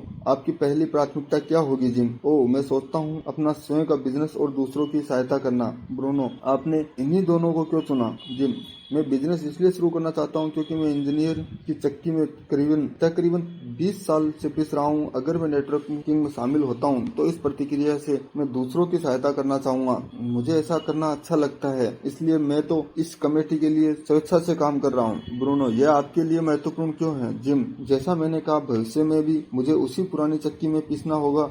आप जानते हैं किस तरह का काम है? ब्रूनो, मैं इन दिनों में अपने रिटायरमेंट्स के बारे में बहुत ज्यादा सोच रहा हूँ और यह दुखद है कि मैं कुछ और करना चाहूंगा, पर 38 साल की उम्र में यह एक बहुत बड़ा खतरा है जो उठाने में मुझे डर लगता है। ब्रूनो, अच्छा, अगर आपका अपना बिजनेस न हो तो उसके परिणाम क्या होंगे? जिम, असहज होते हुए, जैसे मैंने कहा, मुझे उसी चक्की में पीसना पड़ेगा। मेरे पास वही पुराना रूटीन जीवन होगा। हमारी उम्र के कई लोग इसी तनाव के कारण मर जाते हैं। अगर मेरे पास अधिक समय रहे तो मैं अपने बेटे के स्कूल के अभिभावक वक्त समिति में शामिल होना चाहूंगा। मैं अपनी वर्कशॉप में अधिक समय बिताना चाहता हूँ। स्वयं के निर्णय लेना चाहूंगा। मैं अपनी जिंदगी को दूसरों के निर्णय में देखते देखते थक चुका हूँ। ब्रूनो, इससे आप चिंतित क्यों होते हैं? क्योंकि अगर मेरे पास समय होगा तो मैं चीजों को दूसरी तरह से करना चाहूंगा। मैं ज्यादा अच्छी तरह से जीना चाहूंगा, काम कम करना चाहूंगा, जीवन शैली बदलने के लिए मैं स्वयं के लिए कुछ करना चाहूंगा। ब्रूनो, नेटवर्किंग बिजनेस बना ही इस तरह से है कि आपको यहाँ सब चीजों एक साथ मिल जाती हैं। यह आपको अधिक समय, अधिक स्वतंत्रता देता है, स्वयं का बिजनेस शुरू करने के साथ और दूसरों की सहायता करने का अवसर देता है, वह भी नए करियर की शुरुआत के जोखिम के बिना। मैं अब आपको दिखाता हूँ कि इससे मुझे क्या लाभ हुए। ब्रूनो 1 साल से अधिक समय में जिम को बिजनेस में शामिल करने का असफल प्रयास कर रहा था। जब ब्रूनो ने 5 ठोस सोने के सवालों का रहस्य सीख लिया तो उसने महसूस किया कि साल भर में वह जिम को यह बताने का प्रयास कर रहा था कि जिम को अपने जीवन में क्या करना चाहिए। यह ब्रूनो का विचार था, जिम का नहीं। ब्रूनो के कार्ड के पीछे दी गई सूची और 5 ठोस सोने के सवाल ने जिम को यह बताने पर मजबूर कर दिया कि वह बिजनेस में क्यों शामिल होना चाहेगा। जब जिम ने बिजनेस की योजना देखी तो उसने अपनी आंखों पर विश्वास ही नहीं हुआ। उसने पूछा, यह मुझे आज से पहले किसी ने क्यों नहीं बताया? इसका जवाब यह था कि इसके पहले उसे यह बताया गया था कि उसे शामिल क्यों होना चाहिए, परंतु इससे पहले किसी ने उससे उसके प्राथमिक प्रेरणा घटक के बारे में पूछा ही नहीं था। किस तरह दांत के डॉक्टर का ऑपरेशन हुआ, यह घटना मेरे साथ हुई। 44 वर्षीय फ्रैंक मेरा दंत चिकित्सक था।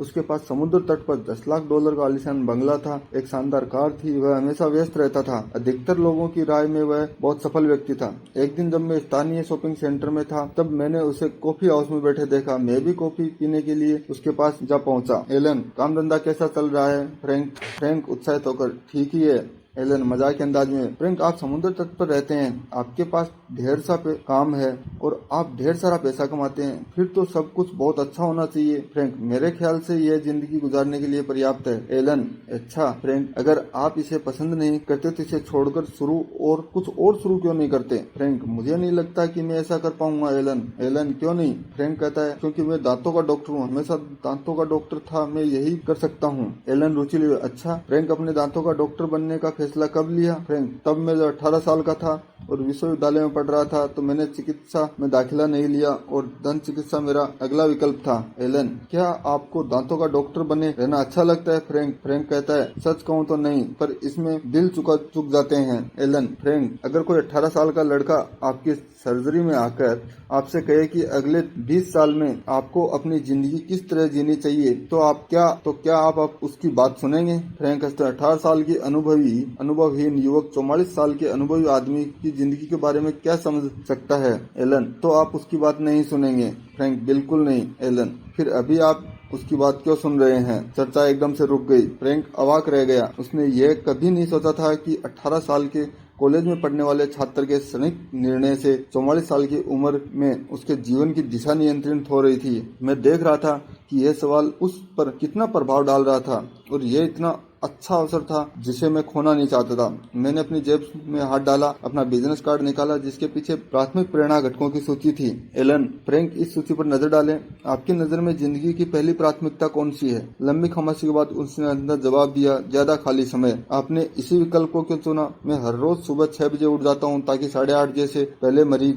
देखने के लिए तैयार हो सकूं। मैं शाम 6 बजे तक काम करता हूँ और पूरे दिन उन लोगों की शिकायतें और तकलीफें सुनता हूँ जो मुझे देखकर खुश नहीं होते। मेरे पास खुद के लिए और अपने बच्चों के लिए कभी समय नहीं होता, सप्ताह के अंत में भी नहीं। मैं इतना थक जाता हूँ कि मैं कोई महत्वपूर्ण काम करने की हालत में नहीं होता। फुर्सत एक ऐसी चीज है जो मेरे पास कभी नहीं होती ही नहीं है। एलन, यह आपके लिए क्यों महत्वपूर्ण है? फ्रैंक असहज होते हुए, जैसा मैंने कहा, मेरा जीवन मिनट से मिनट तक के टाइम टेबल के अनुसार चलता है। मैं सोचता हूँ कि काश मैं किसी स्कूल में टीचर होता ताकि मेरे पास ज्यादा समय होता और ढेर सारी छुट्टियां होती। एलन, यानी? फ्रैंक, दंत चिकित्सा वैसी नहीं है जैसा इसे समझा जाता है। जब मैंने पहली बार इसमें कदम रखने का फैसला किया, फ्रैंक 5 मिनट तक हाव व्हील होकर उस कैद खाने के बारे में बातें करता रहा जिसमें दंत चिकित्सा ने उसे कैद कर रखा था। एलन, अगर आपको ज्यादा समय नहीं मिले तो इसके क्या परिणाम होंगे? फ्रैंक, मुझे अपनी पूरी जिंदगी सर्जरी करते करते ही काटनी पड़ेगी। मेरे बच्चे बड़े हो रहे हैं, मेरे पास उनके लिए समय नहीं है। मेरी पत्नी का कहना है कि मेरी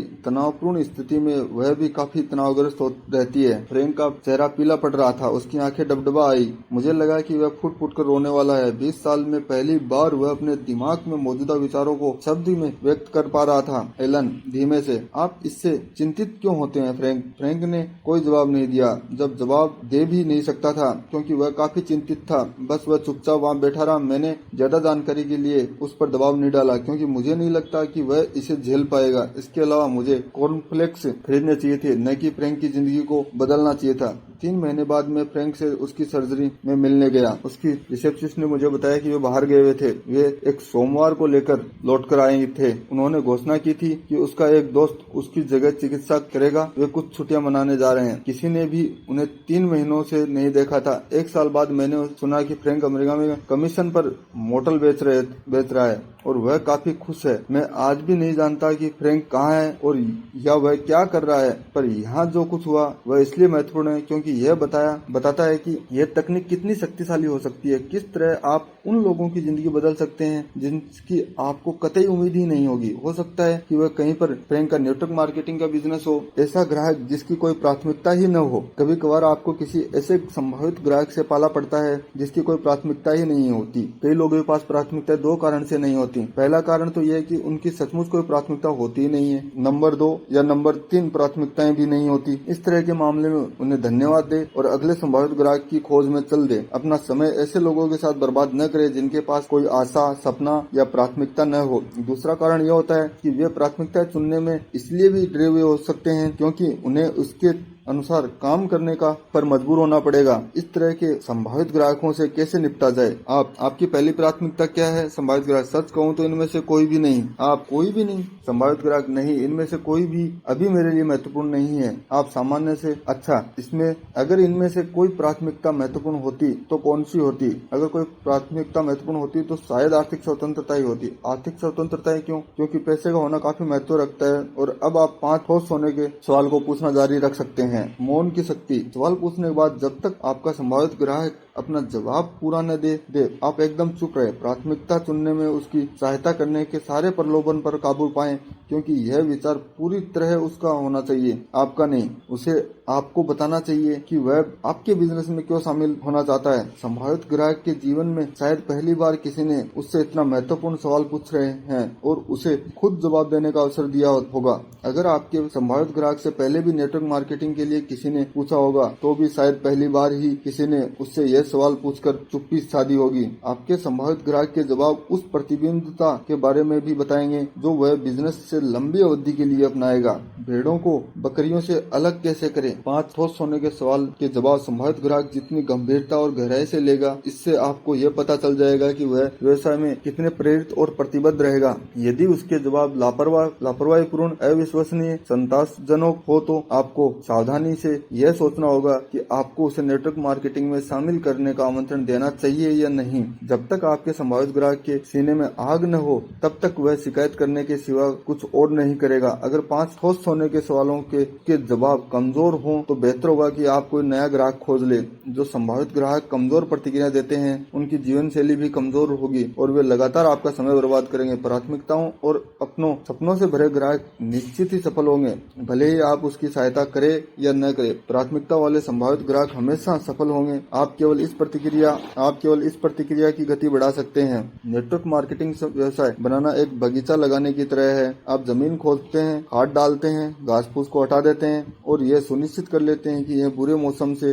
बचा रहे, पर फिर भी कुछ ही बीज उग पाते हैं जबकि काफी नष्ट हो जाते हैं। आप केवल यह कर सकते हैं कि आप उन्हें खाद पानी दें, घास फूस को हटा दें। मजबूत बीज आपकी देखभाल के बिना भी पनप जाएंगे। अगर आप कमजोर बीज बो रहे हैं तो आपको हमेशा उनकी देखभाल करनी होगी, उनके बढ़ने की आशा करनी होगी। यह सोचने की गलती कभी न करें कि एक कमजोर बीज को प्रोत्साहन दिया जाए तो वह एक मजबूत और सुंदर पौधे में बदल सकता है। ऐसा कभी कभार ही होता है। असली रहस्य है मजबूत बीज बोना। यही 5 ठोस होने के सवालों का लक्ष्य है। इसके पहले कि आप उन्हें बोने का फैसला करें, ये सवाल बीज की संभावित शक्ति का प्रशिक्षण करेंगे। अगर कोई संभावित ग्राहक सवालों का जवाब देते समय मजबूत नहीं लगता तो वह आपके लिए गलत ग्राहक हो सकता है। शायद उसका समय निर्धारण ही गलत हो या वह केवल आपके आपके सामनों का खरीदार ही बन सकता है। आप भले ही कितने भी संभावित ग्राहकों को प्रयोजित करें और अपना अधिकतर समय मजबूत बीजों को दे। समूह के साथ सूची का प्रयोग। थोड़े से अभ्यास के बाद आप देखेंगे कि आपने संभावित ग्राहकों के समूह के सामने प्रस्तुति करने का आश्चर्यजनक तरीका खोज लिया है। आप या तो तैयार PMF सूची का इस्तेमाल कर सकते हैं या समूह के लोगों से पूछ सकते हैं कि नेटवर्क मार्केटिंग समूह में क्यों शामिल होना चाहिए। तैयार सूची के साथ आप किसी से भी यह सवाल पूछ सकते हैं, आपकी पहली प्राथमिकता क्या है। फिर रुक जाएं, इसी प्रक्रिया को दूसरे और तीसरे संभावित ग्राहकों के साथ दोहराएं। बहुत जल्द आप पाएंगे कि पूरा समूह आपको बता रहा है कि वे इस बिजनेस में क्यों शामिल होना चाहते हैं। अगर आप प्रस्तुति के दौरान हाथ में सूची बनाना ज्यादा पसंद करते हो तो प्राथमिकता बताने वाले हर व्यक्ति से आप पूछ सकते हैं, आपने इसे ही क्यों चुना। और फिर सभी सवालों को एक एक कर पूछे जाएं। यह बड़ा मजेदार होगा जब आप पूरा समूह एक दूसरे को बताएगा कि शामिल होना क्यों महत्वपूर्ण है। और इस दौरान आपको कुछ भी नहीं करना पड़ेगा, आपको केवल अपना सिर हिलाते जाना है और उसका उत्साह बढ़ाना है। कुंजी नंबर 3, सही बटन दबाएं, योजना दिखाएं। यहाँ पर अधिकतर नेटवर्क मार्केटिंग कार्यकर्ता बहुत अच्छे होते हैं। यहाँ पर आप यह बताते हैं कि आपकी योजना उन आशाओं, सपनों और डरों का समाधान है जो आपने दूसरी कुंजी सही बटन ढूंढे द्वारा खोजे थे। आपको दिए गए प्रशिक्षण से आपको अपनी व्यवसायिक योजना को प्रस्तुत करने का ऐसा तरीका निस्संदेह मिल जाएगा जो आजमाया हुआ होगा या जिससे अपेक्षित परिणाम प्राप्त होंगे। फिर भी यह अत्यंत महत्वपूर्ण है कि आप अगले व्यवसाय को समझ लें। व्यवसाय योजना केवल एक समस्या का समाधान है या एक सपने को साकार करने का तरीका। समाधान तार्किक रूप से सही होना चाहिए, पर तर्क का प्रभाव केवल दिमाग पर पड़ता है। 5 ठोस होने के सवाल भावनाओं के ताले को खोलते हैं और संभावित ग्राहकों को प्रेरित करते हैं कि वे अपने समाधान स्वयं खोजें। अगर आपने समाधान देने से पहले ही सामने वाले प्राथमिक घटक को नहीं खोजा है तो हो सकता है कि संभावित ग्राहक उस समय को उत्साहित हो जाए, पर बाद में वह भावनात्मक रूप से प्रेरित या प्रतिबंधित नहीं होगा। इसी कारण अधिकतर संभावित ग्राहकों का उत्साह कुछ ही दिनों में ठंडा पड़ जाता है। उदाहरण के तौर पर, जो इसका मतलब है कि आप अपना भाग्य स्वयं बना सकते हैं और आपके पास अपने परिवार के साथ बिताने के लिए ज्यादा समय होगा, या इसका मतलब है कि आप आराम से रिटायर हो सकते हैं और आपको हर वह आराम मिलेगा जो आपके अनुसार आपको चाहिए। जब आप व्यवसाय योजना बनाते समय अपने संभावित ग्राहक के शब्दों को दोहराते हैं तो यह बात उसके लिए व्यक्तिगत बन जाती है, यह अर्थपूर्ण या प्रेरणादायक बन जाती है, क्योंकि वे विचार व शब्द उनके होते हैं, आपके नहीं। कुंजी नंबर 4, सौदा पक्का करें। अगर आप इन तकनीकों को पूरा तरह पालन करते हैं तो अपने संभावित ग्राहक से अपनी योजना में शामिल होने के लिए आग्रह करना कोई बड़ी बात नहीं रह जाती। उसके खुद के भीतर इतना उत्साह पैदा हो जाना चाहिए कि बिजनेस शुरू करने के लिए बेताब हो जाए। हमेशा अपनी प्रस्तुति को इस नजरिए के साथ रखें जैसे तत्काल शुरुआत करना एक स्वाभाविक प्रतिक्रिया हो। आपकी शैली व्यवसायिक हो तो हो, परंतु सहज भी हो, जैसे आप हर रोज यही सब करते हैं। जब आपको लगे कि आपके संभावित ग्राहक ने बिजनेस में शामिल होने का मन बना लिया है तो याद रखें, आप उसे तुरंत शामिल होने का निमंत्रण अवश्य दें। हमेशा विश्वासपूर्ण और निश्चय बना रहे और उसे बताएं कि आप उसमें शामिल करना चाहता है आज ही, न कि अगले दिन। यह पद्धति काम क्यों करती है? 4 कुंजियों वाली पद्धति हाथ तक पहुंचने का आजमाया हुआ नुस्खा है, इसलिए इससे अधिकतम लाभ प्राप्त करने के लिए आपको इस फॉर्मूले का पूरी तरह पालन करना है। मैं जिन नेटवर्क मार्केटिंग कार्यकर्ताओं से मिला हूं, उनमें से अधिकतर बर्फ पिघलाए स्तर पर अच्छा प्रदर्शन करते हैं। उन्होंने सीख लिया है कि लोगों से दोस्ताना ढंग से बात कैसे की जाए, किस तरह उसमें तालमेल बैठाया जाए। अधिकतर नेटवर्क मार्केटिंग कार्यकर्ता सही बटन ढूंढने पर स्तर पर अधिक प्रभावी नहीं होते हैं। ये बर्फ पिघलाने से सीधे सही बटन दबाने पर पहुंच जाते हैं। यह मान भी लिया जाए कि व्यवसायिक योजना की उनकी प्रस्तुति श्रेष्ठ रहती हो तो भी यह आवश्यकता नहीं कि संभावित ग्राहक शामिल होने के लिए प्रेरित हो जाएंगे, क्योंकि वे भावनात्मक रूप से तैयार नहीं हो पाते। यही प्रमुख कारण है कि वजह से कई संभावित ग्राहक आपकी योजना की प्रस्तुति से रोमांचित तो हो जाते हैं, पर 1-2 दिन के बाद उनकी उत्साह पूरी तरह ठंडा पड़ जाता है। कुछ नेटवर्क मार्केटिंग कार्यकर्ता तो योजना दिखाने में इतनी तल्लीन हो जाते हैं कि वे विचार को बेच तो सकते हैं, पर इतना ज्यादा बोलते हैं कि उन्हें इसे वापस खरीदना पड़ता है। आपकी व्यवसायिक योजना आपके संभावित ग्राहक के उन कष्टों का समाधान है जिन्हें वे दूर करना चाहते हैं, उन लाभों का समाधान है जो वे प्राप्त करना चाहते हैं। इसलिए योजना दिखाने का तब तक कोई अर्थ नहीं है जब तक कि आप संभावित ग्राहक का प्राथमिक प्रेरणा घटक न खोज लें और उन्हें इसके बारे में आवेशित न कर दे। अगर आप सही बटन ढूंढे तो श्रेष्ठ हो तो आपका सौदा पक्का करे की स्थिति के बारे में अधिक चिंतित होने की आवश्यकता नहीं। अगर आप जानते हैं कि संभावित ग्राहक को किस तरह भावनात्मक रूप से विचलित किया जा सकता है तो वे अपनी समस्याओं के लिए स्वयं समाधान खोजना प्रारंभ कर देंगे। इस तरह सही बटन ढूंढना और उसे दबाना और अपना नेटवर्क बनाना आपके लिए एक सरल कार्य बन जाएगा। खंड 3 सशक्त प्रस्तुति के 6 महत्वपूर्ण उपाय। यहाँ पर 6 छोटे परंतु बहुत प्रभावी उपाय दिए गए हैं जो आपकी प्रस्तुतियों को दमदार बना देंगे। उपाय नंबर 1, पुल बनाना। पुल बनाना एक तकनीक है जो चर्चा को जारी रखती है और उस परिस्थिति को टालती है जिसमें या तो आप बहुत ज्यादा बातें करते हैं या आपको संभावित ग्राहक बहुत कम बातें करता है। अगर आप कोई महत्वपूर्ण सवाल पूछे और जवाब में आपको एक छोटा सा उत्तर मिले तो आप कुंठित हो जाएंगे। असली जिंदगी की कहानी, किस तरह एसक्यू ने एक भावहीन व्यक्ति को प्रभावित किया। यहाँ पर एसक्यू का उदाहरण है जो एक डिस्ट्रीब्यूटर थी।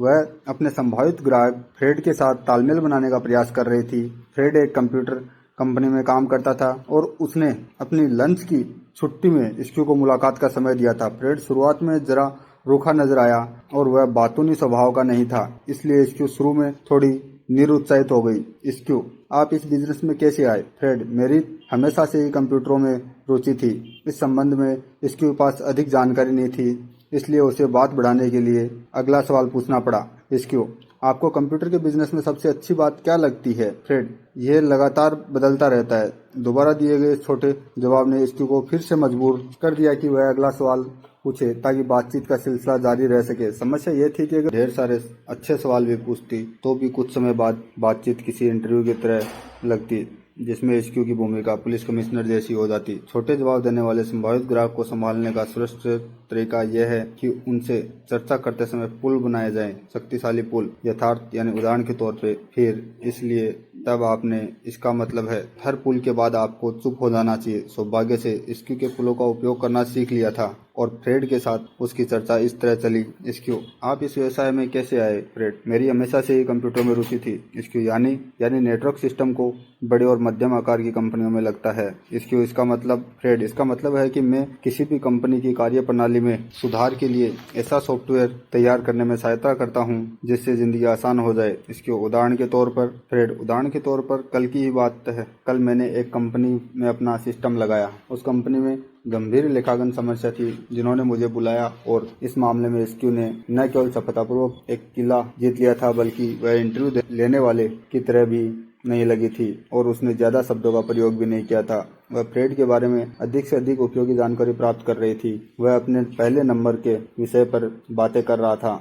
वह खुद, जब आप पुल का प्रयोग करें तो यह 3 काम करे। आगे की ओर झुके, हथेली खोलकर आगे रखे। नंबर 2, पुल के आखिरी अक्षर को थोड़ा खींचे।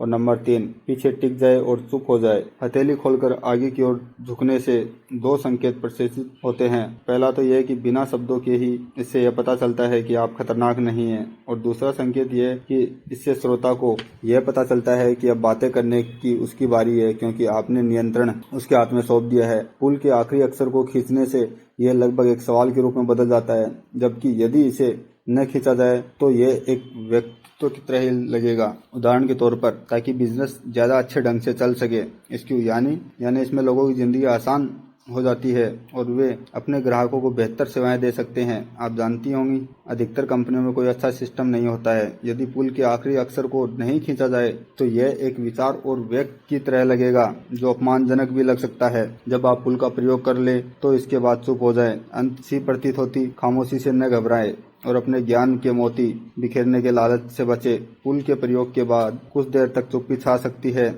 आपकी खुली हथेली यह बताती है कि अब आपने बोलने की जिम्मेदारी संभावित ग्राहक को दे दी, इसलिए अब आप उसे ही बोलने दें। सुनने की देह भाषा। यहाँ एक उदाहरण दिया जा रहा है कि पुल बनाने से किस तरह छुपी हुई प्रेरणाओं को सामने लाया जा सकता है और संभावित ग्राहकों से किस तरह जानकारी प्राप्त की जा सकती है। नियंत्रण दे देने के बाद आप पीछे की ओर टिक जाए और अपने हाथ को अपनी हुड्डी पर रख ले। इस तरह मूल्यांकन की स्थिति में आ जाए। इससे सुनने वाले को तत्काल यह मालूम पड़ जाता है कि उसे बातचीत शुरू करनी है क्योंकि आप पीछे टिके हुए हैं। उदाहरण के लिए, अगर आपके संभावित ग्राहक ने आर्थिक स्वतंत्रता को अपनी पहली प्राथमिकता चुना है और आपकी पहली प्राथमिकता क्या है? संभावित ग्राहक, आर्थिक स्वतंत्रता।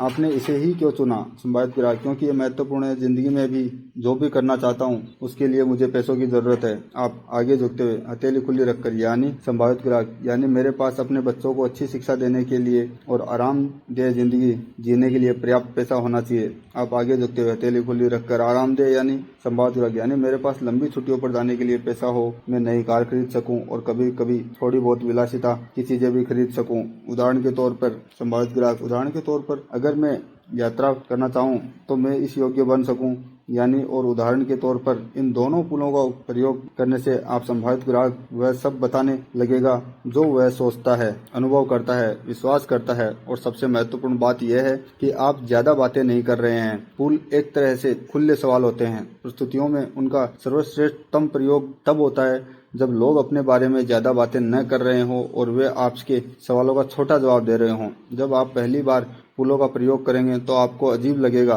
खासकर तब जब आप बातूनी स्वभाव के हो, क्योंकि पुल के प्रयोग के बाद बातचीत में कुछ देर तक खामोशी छा जाती है। पर आपके श्रोता को तो छोटे जवाब देने की आदत है, इसलिए उसे चर्चा में खामोशी की आदत भी होगी, इसलिए उसे यह खामोशी पूरी तरह स्वाभाविक लगती है। पुलों का प्रयोग मजेदार होता है क्योंकि उससे प्रस्तुति अधिक रोचक बनती है और आपको मौन नियंत्रण की शक्ति भी मिलती है। उपाय नंबर 2, सिर हिलाने की तकनीक। अधिकतर लोग ये नहीं जानते कि सिर हिलाना एक सशक्त और विश्वास दिलाने वाली तकनीक है। अधिकांश देशों में सिर हिलाना या गर्दन नीचे ऊपर करना सहमति दर्शाता है। इसका अर्थ है शरीर को झुकाना या नीचे करना, जो यह बताता है कि मैं आपके सामने झुक जाता हूँ, मैं आपकी इच्छाओं के अधीन हूँ। तो यह एक तरह की झुकने की क्रिया है। सिर झुकाने की तकनीक के 2 सशक्त उपयोग हैं। देह भाषा हमारी अंदरूनी भावनाओं की बाहरी अभिव्यक्ति है। अगर आप सकारात्मक महसूस करते हैं तो बोलते समय आपका सिर अपने आप नीचे की ओर हिलने लगेगा।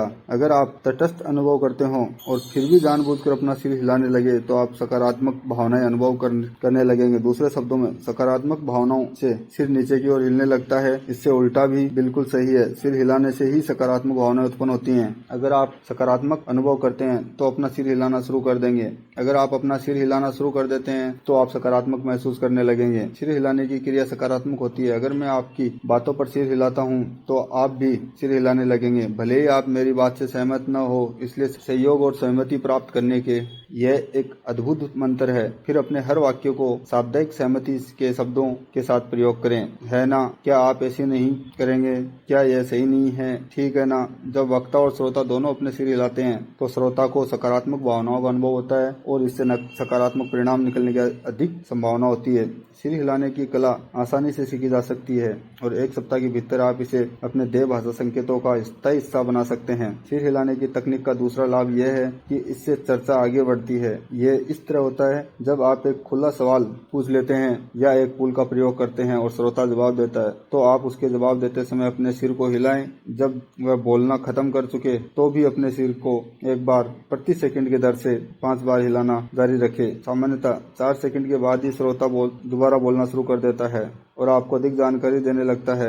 और जब तक आप पीछे की ओर टिके हैं और आपका हाथ आपकी हुड्डी पर रहता है तब तक बोलने के लिए आप पर कोई भी दबाव नहीं होता है। इस तरह से आप एक प्रश्नकर्ता की तरह नहीं लगेंगे। जब आप सुने तो अपने एक हाथ को अपनी हुड्डी पर रखें और इसे धीरे धीरे थपथपाएं। इन संकेतों के अध्ययन से ज्ञात हुआ है कि इनसे संभावित ग्राहकों को लंबे समय तक बोलते रहने का प्रोत्साहन मिलता है। उपाय 3, न्यूनतम प्रोत्साहक। जब दूसरा व्यक्ति बोल रहा हो तो न्यूनतम प्रोत्साहकों के प्रयोगों द्वारा उसे बोलते रहने के लिए प्रोत्साहित करें। न्यूनतम प्रोत्साहक यह है, अच्छा, शायद, फिर क्या हुआ। न्यूनतम प्रोत्साहक दूसरे व्यक्ति द्वारा दी जा रही जानकारी की मात्रा में दुगुनी से अधिक वृद्धि कर सकते हैं। सिर हिलाने की तकनीक और पुलों के साथ मिल जाने के बाद न्यूनतम प्रोत्साहक आपके सबसे प्रभावी यंत्र बन जाते हैं, जिसके द्वारा आप अपनी प्रस्तुति को बेहतर ढंग से जारी रख सकते हैं। आंखों पर काबू कैसे करें? सोच से पता चला है कि आमने सामने की प्रस्तुति में किसी व्यक्ति के दिमाग तक पहुंची जानकारी में से 87% आंखों के माध्यम से पहुंचती है और 9% कानों के द्वारा और शेष 4 अन्य इंद्रियों के द्वारा। उदाहरण के तौर पर, अगर आपकी संभावित ग्राहक आपके बोलते समय आपकी दृश्य परिस्थिति की ओर देख रहा हो, आपका संदेश उसके द्वारा देखी जाने वाली चीज से संबंधित न हो, तो वह आपके संदेश को केवल 9% ही ग्रहण कर पाएगा। अगर आप यात्रा के बारे में बातें करते समय एक घर की तस्वीर बनाने लगेंगे तो उसे आपकी बात समझने में खासी मुश्किल होगी। अगर आपकी बातें आपके दृश्य प्रस्तुति से संबंध है तो भी वह आपके संदेश का केवल 25 से 30% तक ही ग्रहण कर पाएगा, और वह भी तब जब वह दृश्य प्रस्तुति की ओर देख रहा हो, न कि सीधे आपकी ओर। अधिकतम नेत्र नियंत्रण बनाए रखने के लिए अपनी प्रस्तुति की ओर इशारा करने के लिए एक पेन का प्रयोग करें और साथ ही साथ आपका संभावित ग्राहक को जो देख रहा हो उसे शब्दों में स्पष्ट करे। इसके बाद आप नेत्र केंद्र उपकरण से अपने पेन को हटा ले और उसकी तथा अपनी आंखों के बीचों बीच रख ले और बोलते समय अपना सिर हिलाते रहे। पेन के ऊपर से अपना संभावित ग्राहक की आंखों में देखें और पेन से इशारा वही करें जहां आप देख रहे हो। इससे आपके स्वाभाविक ग्राहक के सिर पर चुंबकीय प्रभाव पड़ने से वह सिर उठाकर आपकी आंखों में देखेगा और तब आप जो कह रहे हैं वह पूरी तरह से देखेगा और सुनेगा और आपके संदेश का उस पर अधिकतम प्रभाव पड़ेगा। यह सुनिश्चित कर ले कि आप जब बोल रहे हो तो आपके दूसरे हाथ की हथेली दिख रही हो ताकि भयहीन वातावरण निर्मित हो चुके। उपाय नंबर 5, प्रतिरूपण। जब दो लोग एक दूसरे के साथ मानसिक रूप से एकाकार होते हैं तो उसके शरीर भी आपसी तालमेल दिखाने के लिए प्रेरित होते हैं और वे एक ऐसी मुद्राएं जहां तक कि एक जैसे भाव अपना लेते हैं। इस व्यवहार का उद्देश्य दोनों के बीच तालमेल बनाना और संघर्ष टालना है। शब्द विहीन व्यवहार से आप यह कहते हैं कि मैं भी आपके जैसा ही हूँ और मैं आपसे तथा आपके दृष्टिकोण से सहमत हूँ। दूसरे व्यक्ति के साथ एकाकार होने की शुरुआत गर्भावस्था में हो जाती है, जब हमारी देह प्रतिक्रियाएं और दिल की धड़कन हमारी माँ की लय में तालमेल बना लेती हैं। इसलिए प्रतिरूपण एक ऐसी अवस्था है जिसके प्रति हमारा स्वभाव झुकाव रहता है। परिणाम स्वरूप जिन लोगों के साथ हमारा तालमेल बैठ जाता है हम अपने आप ही उनकी नकल करने लगते हैं। आप इसे व्यावसायिक बैठकों या सामाजिक उत्सवों में उन लोगों के साथ होते देख सकते हैं जिनकी एक दूसरे से अच्छी पटती है। इस कारण कई सालों तक एक साथ रहने के बाद लोग एक दूसरे की तरह दिखने लगते हैं। फिर वे कुत्ता खरीद लेते हैं जो उन दोनों की तरह दिखता हो। बंदर जो देखता है वही करता है। अगले चित्र में खड़े दो लोग प्रतिरूपण का उत्कृष्ट उदाहरण प्रस्तुत करते हैं। वे एक जैसी मुद्राओं में खड़े हैं। उन्होंने अपने गिलास एक ही तरह से पकड़े हुए हैं। शायद उनके पेय पदार्थ भी एक ही हों। उनकी पोशाक एक सी है। उनका शब्द प्रयोग भी एक जैसा है। यदि एक व्यक्ति अपनी जेब में हाथ डालता है तो दूसरा उसकी नकल करता है। अगर दूसरा अपने वजन को अपने दूसरे पैर पर डालता है तो उसका दोस्त भी वैसा ही करता है। जब तक वे दोनों आपस में सहमत होंगे और उनमें तालमेल बना रहेगा तब तक प्रतिरूपण और प्रतिबिंबन चलता रहेगा। प्रतिरूपण के सामने वाला व्यक्ति सहज होता है। यह तालमेल बनाने वाली एक प्रबल तकनीक है। धीमी गति के वीडियो शोध से पता चलता है कि इसमें एक ही समय में पलक झपकना, नथुने फुलाना, भुटुकी उठाना और यहाँ तक कि पुतली फैलाना और सिकुड़ना भी शामिल है। यह उल्लेख है क्योंकि इतने सूक्ष्म संकेतों की जानबूझकर नकल नहीं की जा सकती। अच्छा तालमेल बनाना। सामने वाले व्यक्ति की देह भाषा और शाब्दिक भाषा को प्रतिबिंबित करना तत्काल तालमेल बनाने का एक बहुत बढ़िया तरीका है। जब आप किसी नए व्यक्ति से मिले तो आप उसकी बैठक की मुद्रा, देह कोण,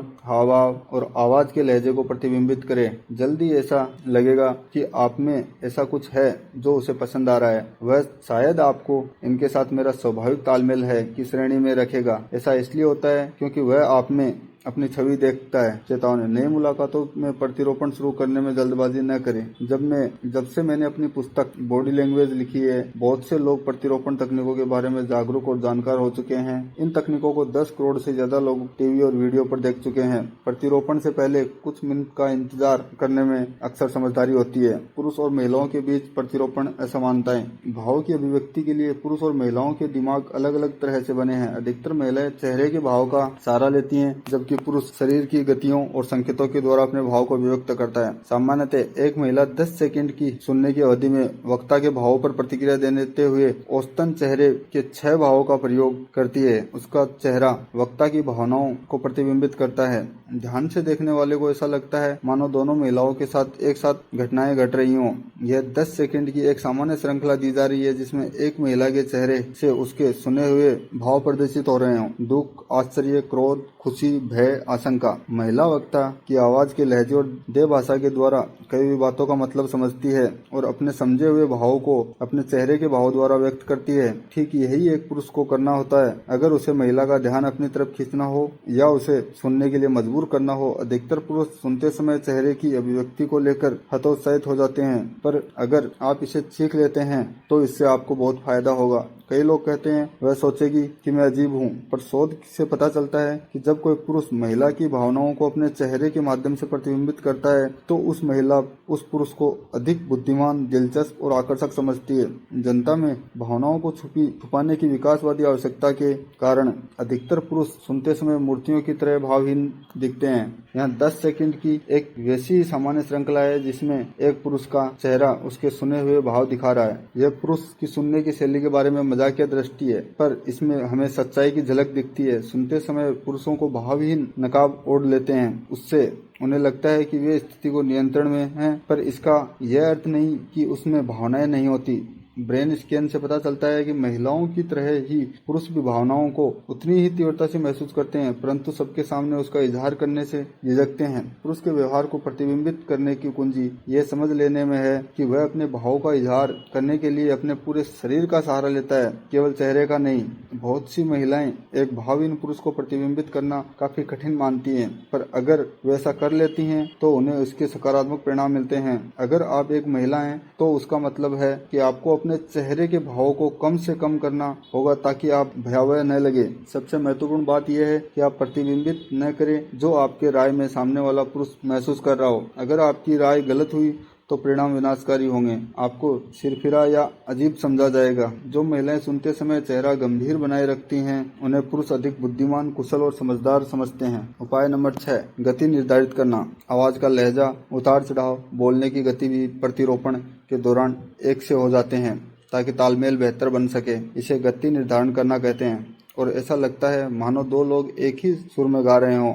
आप अक्सर देखेंगे कि वक्ता अपने हाथों से ताल देकर समय गिनता है, जबकि श्रोता अपने सिर झुकाने की लय के द्वारा उसमें तालमेल करता है। जब संबंध प्रगाढ़ होते हैं तो देह और भाषाई स्थितियों के प्रतिबिंब में कमी आ जाती है, क्योंकि दोनों लोग एक दूसरे की आने वाली भावनाओं का अनुमान लगा लेते हैं। दूसरे व्यक्ति के साथ गति निर्धारण तालमेल बनाने का प्रमुख माध्यम बन जाता है। कभी भी सामने वाले व्यक्ति से ज्यादा तेज गति से न बोलें। सर्वेक्षण से पता चलता है यदि कोई उनसे ज्यादा तेजी से बात करता है तो कई लोग दबाव में आ जाते हैं। किसी व्यक्ति के बोलने की गति उसके दिमाग के द्वारा जानकारी के सचेतन रूप से विश्लेषण करने की क्षमता दर्शाती है। सामने वाले व्यक्ति के समान उससे कम गति से बोले और उसके लहजे के उतार चढ़ाव को प्रतिबिंबित करें।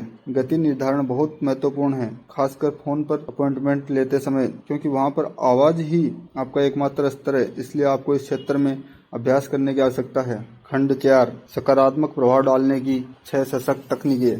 पहला प्रभाव डालने के लिए आपको दोबारा अवसर नहीं मिलता है। शायद आपने अपनी दादी से यह सुना है और यह बताने के लिए उन्हें कंप्यूटर यंत्रों की आवश्यकता भी नहीं पड़ी होगी, जिनके अनुसार 4 मिनट से भी कम समय में लोग आपके बारे में 99% राय बना लेते हैं, और यह कि लोग तत्काल आपके बारे में कम से कम 25 निर्णय कर लेते हैं, जिनमें आपकी उम्र, आय, शिक्षा, अधिकार, मित्रता, विश्वसनीयता सम्मिलित हैं। वे तो यहाँ तक निर्णय ले लेते हैं कि बिना कोई गारंटी लिए आपको कितना रुपए उधार दिया जा सकता है। सौभाग्य से इनमें से 4 क्षेत्र ऐसे हैं जिन पर आपका थोड़ा बहुत नियंत्रण होता है। ये हैं आपका हाथ मिलाने का तरीका, मुस्कुराहट, पोशाक और व्यक्तिगत तान तकनीक। हथेली की स्थिति हमारी देह भाषा के सर्वाधिक सशक्त संकेतों में से एक है हमारी हथेली का प्रयोग, जिसे हम अक्सर अनदेखा कर देते हैं। जब इसका सही प्रयोग किया जाता है तो हथेली की शक्ति द्वारा प्रयोगकर्ता को अधिकार और मौन प्रभुता मिल जाते हैं। हथेली के संकेत मुख्य रूप से 3 प्रकार के होते हैं: ऊपर की ओर हथेली, नीचे की ओर हथेली और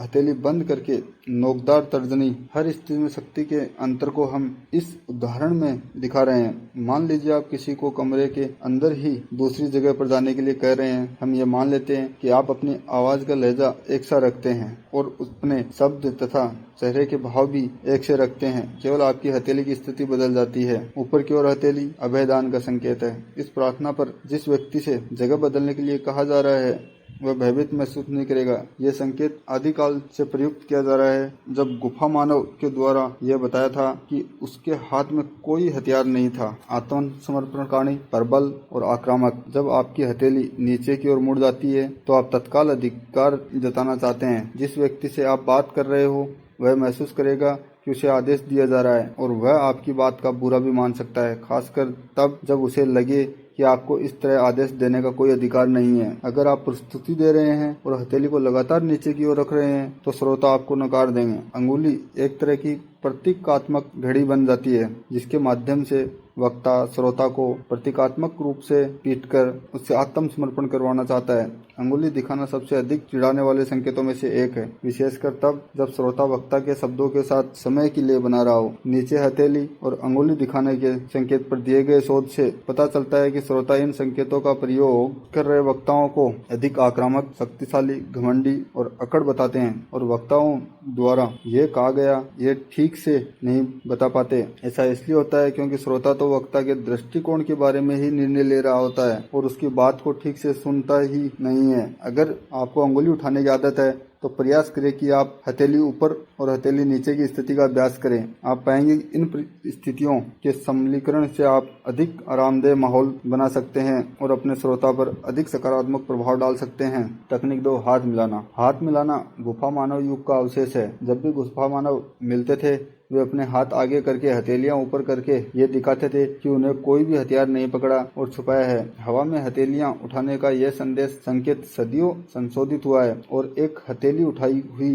या हृदय पर हथेली जैसे बहुतेरे संकेतों में बदल गया है। इस प्राचीन अभिवादन प्रतीक का आधुनिक प्रकार है हथेलियों द्वारा एक दूसरे को पकड़ जाना।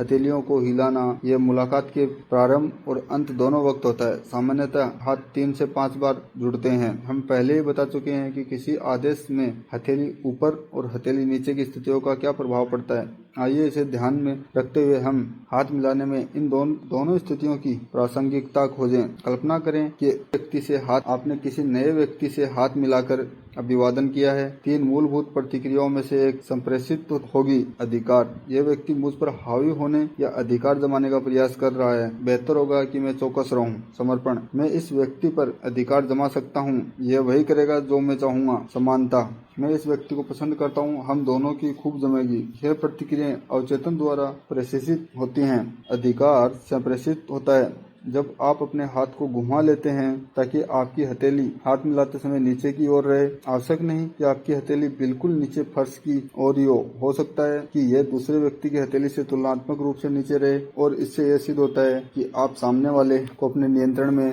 लेना चाहते हैं। 54 सफल वरिष्ठ प्रबंधन अधिकारियों के समूह के अध्ययन से यह बात सामने आई है कि न केवल उनमें से 42 ने हाथ मिलाने की पहल की बल्कि हाथ मिलाने के प्रबल नियंत्रण का भी प्रयोग किया। हाथ मिलाने की यह शैली तालमेल बनाने के लिए अच्छी नहीं है क्योंकि अधिकतर लोगों को यह आक्रांत करने वाली लग सकती है। यह पुरुषों द्वारा ही अधिक इस्तेमाल की जाती है। नियंत्रण लेना और नियंत्रण देना, ठीक उसी तरह जिस तरह कुत्ते अपनी पीठ के बल लेटकर और आक्रामकता को अपना गला दिखाकर अपना समर्पण दर्शाते हैं। अधिकारपूर्ण हाथ मिलाने से उल्टा है। अपने हथेली को ऊपर की ओर रखना यह विशेष तौर पर तब प्रभावकारी होता है जब आप दूसरे व्यक्ति को नियंत्रण देना चाहते हो या उससे यह समझाना चाहते हो कि वह नियंत्रण में है। इसके द्वारा यह भी जताया जा सकता है कि आप आक्रांत हो सकते हैं। हाथ मिलाकर तालमेल कैसे बनाया जाए? हाथ मिलाकर तालमेल बनाने के 2 नियम हैं। पहला, अपनी हथेलियों को सीधा रखें, न अधिकारपूर्ण मुद्रा में, न ही समर्पण की मुद्रा में,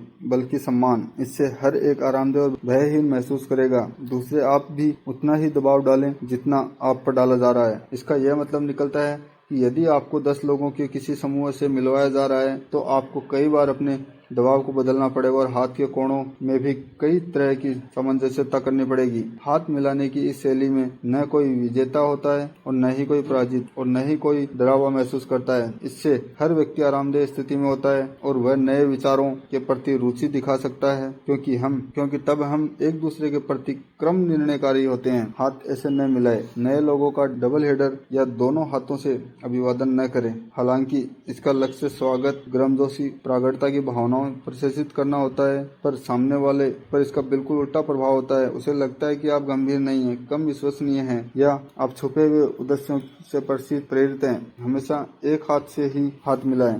तकनीक 3, बाएं हाथ में सामान पकड़ना। यह तकनीक पहली नजर में साफ दिख जाती है पर बहुत कम लोग इस ओर ध्यान देते हैं। होल्डर, कागज, ब्रीफकेस, पर्स, गिलास अपने बाएं हाथ में पकड़ने की आदत डालें। हम एक दूसरे से हाथ मिलाते समय अपने दाएं हाथ का प्रयोग करते हैं। इसी तरह कुर्सी खींचने या अलविदा कहने के लिए भी दाएं हाथ का प्रयोग करते हैं। उदाहरण के तौर पर अगर आपको किसी से मिलवाया जाता है और आपने अपने दाएं हाथ में कोल्ड ड्रिंक पकड़ रखा है तो आपको कोल्ड ड्रिंक को अपने बाएं हाथ में थमाने के लिए मजबूर होना पड़ेगा। अगर आप ऐसा सफलतापूर्वक कर भी ले और किसी के जूते पर एक बूंद भी न गिरे तो भी नए व्यक्ति को एक ठंडा और गीला हाथ मिलता है और उसके लिए यही आपका पहला प्रभाव होता है, ठंडा और गीला। अगर आप दाएं हाथ में दस्तावेज पकड़े हो, दरवाजा खुले, कुर्सी खिसकाने या हाथ मिलाने के लिए अपना हाथ बदलते हैं तो आपके हाथ से दस्तावेज गिर सकते हैं और आपको मूर्ख समझा जा सकता है। तकनीक 4, मुस्कुराहट की शक्ति। इंसान की इकलौता प्राणी है जो होठों को पीछे करके अपने दांत दिखाता है पर आपको काटता नहीं नहीं है। मुस्कुराने के उद्गम एक तुष्टिकरण संकेत के रूप में हुआ है। बंदर और चिंपांजियों द्वारा भी इसका प्रयोग यही दर्शाने के लिए किया जाता है कि वे धमका नहीं रहे हैं। इस संकेत में हमारे शोध दर्शाते हैं कि आप इनका जितना अधिक इस्तेमाल करेंगे, लोग आपके उतने ही पास खड़े होना चाहेंगे, आपको अधिक देखना चाहेंगे, आपको छू लेने के लिए अधिक प्रेरित होंगे और आपके साथ लंबे समय तक रहना चाहेंगे। दूसरे शब्दों में, आपके बिजनेस और व्यक्तिगत जीवन के लिए मुस्कुराहट बड़े फायदे की चीज है, क्योंकि ये दर्शाती है कि उनको आपसे कोई खतरा नहीं है। तकनीक 5, क्षेत्रीय सम्मान। हम में से हर एक के शरीर के चारों ओर दूरी का एक बुलबुला होता है, जिसे अभिव्यक्ति स्थान के नाम से जाना जाता है। इसकी चौड़ाई जनसंख्या घनत्व पर निर्भर करती है और उस संस्कृति पर भी जिसमें हम व्यक्ति रहता है। उदाहरण के तौर पर, अधिकतर मध्यम वर्गीय लोग जो अंग्रेजी भाषा देशों से आते हैं, उनके व्यक्तिगत स्थान की आवश्यकता 46 सेंटी 18 इंच होती है। इसलिए बिना डर की स्थिति या सहज सामाजिक स्थितियों में से 1 मीटर दूर खड़े रहते हैं। यूरोप, भूमध्य सागर, दक्षिणी अमेरिका के कई हिस्सों में व्यक्तिगत स्थान आवश्यकता 30 सेंटीमीटर 12 इंच तक कम होती है। इसका मतलब यह है कि वहाँ के निवासी एक दूसरे के इतने पास आराम से खड़े रह सकते हैं जिसे अधिकतर पश्चिम देशों में घुसपैठ करने वाला समझा जाएगा। अगर दोनों लोग भूमध्य सागरीय प्रदेशों से हैं तो वे इस दूरी पर एक दूसरे के साथ सहजता का अनुभव करेंगे, पर अगर इनमें से एक लंदन का हो और दूसरा रोम का हो तो लंदन वासी शायद यह समझेगा कि सामने वाला अधिक प्रागढ़ता या आक्रामकता का प्रदर्शन कर रहा है। अगर आप किसी के पास खड़े हों और आप देखते हैं कि हर बार जैसे ही आपके पास आते हैं सामने वाला थोड़ा पीछे हट जाता है, तो आप दूरी बनाए रखें, उसके अधिक पास जाने का प्रयास न करें। इसके द्वारा वह आपको यह बता रहा है कि सहजता का अनुभव करने के लिए उसे इतना व्यक्तिगत स्थान चाहिए। एक बहुत संवेदनशील विषय, अंग्रेजी न बोलने वाली कई संस्कृतियों में स्पर्श को सेपरेशन की सशक्त अभिव्यक्ति माना जाता है और इन संस्कृतियों में यह प्रभावी सेपरेशन के लिए आवश्यक होता है। इस तरह के मामलों में आपकी रणनीति बिल्कुल आसान है। जितनी बार आपको छुआ जा रहा है उतनी ही बार आप स्पर्श को लौटाएं। अगर सामने वाला आपको नहीं छू रहा है तो आप भी उसे न छुएं। उदाहरण के तौर पर, अगर वह व्यक्ति इतालवी या फ्रांसीसी हो और लगातार आपको छू रहा है तो आपको भी उसे छूना पड़ेगा, अन्यथा वह सोच सकता है कि आप उसे पसंद नहीं करते। तकनीक 6, सफलता के लिए पोशाक। आपके कपड़े शरीर का 90% तक हिस्सा ढकते हैं और इसलिए आपकी पोशाक का लोगों पर काफी प्रभाव पड़ता है। आपके कपड़ों से आपकी विश्वसनीयता, योग्यता, अधिकार, सामाजिक सफलता और व्यावसायिक स्थिति का अनुमान भी लगाया जा सकता है। हालांकि इस खंड में हम पोशाक के सभी पहलुओं का विश्लेषण करने नहीं जा रहे हैं, फिर भी मैं आपको उचित पोशाक का फार्मूला बताते देता हूँ। इन क्षेत्र में महिलाओं से अधिक गलतियां हो सकती हैं, क्योंकि महिलाओं के पास पुरुषों की अपेक्षा पोशाक की अधिक शैलियां, रंग, डिजाइन होते हैं। हालांकि अधिकांश पुरुषों के पास कम चुनाव होते हैं, फिर भी अधिकतर पुरुषों के पास इतना बुद्धि नहीं होती कि वे मैचिंग का ध्यान रखें। आदमी और सर्कस के जोकर में क्या अंतर होता है? जोकर जानता है कि वह अजीब कपड़े पहने हुए हैं। इसके अलावा 8 में से 1 पुरुष लाल, नीले, हरे रंग के प्रति रंग अंधत्व का शिकार होता है। उचित व्यावसायिक पोशाक का रहस्य इस सवाल के जवाब में छुपा है। आपको संभावित ग्राहक आपको किस तरह की पोशाक में देखना चाहता है, उसकी राय में विश्वसनीय, खुशमिजाज, अधिकारपूर्ण, सफलदार, समझदार और मिलनसार लगने के लिए आपको किस तरह के कपड़े पहनने चाहिए। आपको कौन सा suit, shirt, blouse, tie, skirt, जूते, घड़ी, मेकअप या हेयर स्टाइल चुनना चाहिए, उसकी राय में, आपकी राय में नहीं। याद रखें, आपके संभावित ग्राहक का विचार अधिक महत्वपूर्ण है, इसलिए उसी के हिसाब से कपड़ों का चयन करें। यह हर इलाके में अलग होता है और जलवायु के मान से पोशाक की शैलियां भी बदलती हैं, पर आप अपने इलाके के सफल लोगों की मानक वेशभूषा के मानदंडों के अनुसार ही अपनी वेशभूषा चुने। कुछ लोग कहेंगे कि हम रिचर्ड ब्रेंस और बिल गेट्स को देखिए, वे तो ऐसे कपड़े पहनते हैं मानो अभी हवादार सुरंग में से निकल कर आ रहे हों। ये लोग अपवाद हैं, नियम नहीं। अगर हम सब इन्हीं की तरह के कपड़े पहनने लगे तो दूसरे हम पर विश्वास करना और हमारा अनुसरण करना बंद कर देंगे। अगर आप दुनिया के सबसे अधिक सफल नेताओं और बिजनेसमैनों को देखोगे तो आप पाएंगे कि उनकी वेशभूषा स्तरीय होती है और यही सबसे सुरक्षित मानक है। अपनी पसंद और अपने आराम के हिसाब से अपने कपड़ों का चयन करके स्वयं की राह में बाधा खड़ी न करें। अपने स्वाभाविक ग्राहक की अपेक्षाओं के हिसाब से कपड़े पहने। अपने स्वाभाविक ग्राहक की तरह के कपड़े पहनने से वे आरामदेह तो अनुभव करेंगे, पर इसका अर्थ यह नहीं कि वे आपका अनुसरण करना चाहेंगे। खंड 5, देह भाषा। संकेतों को किस तरह पढ़ें? हम में से शायद हर कोई ये जानता है कि उसके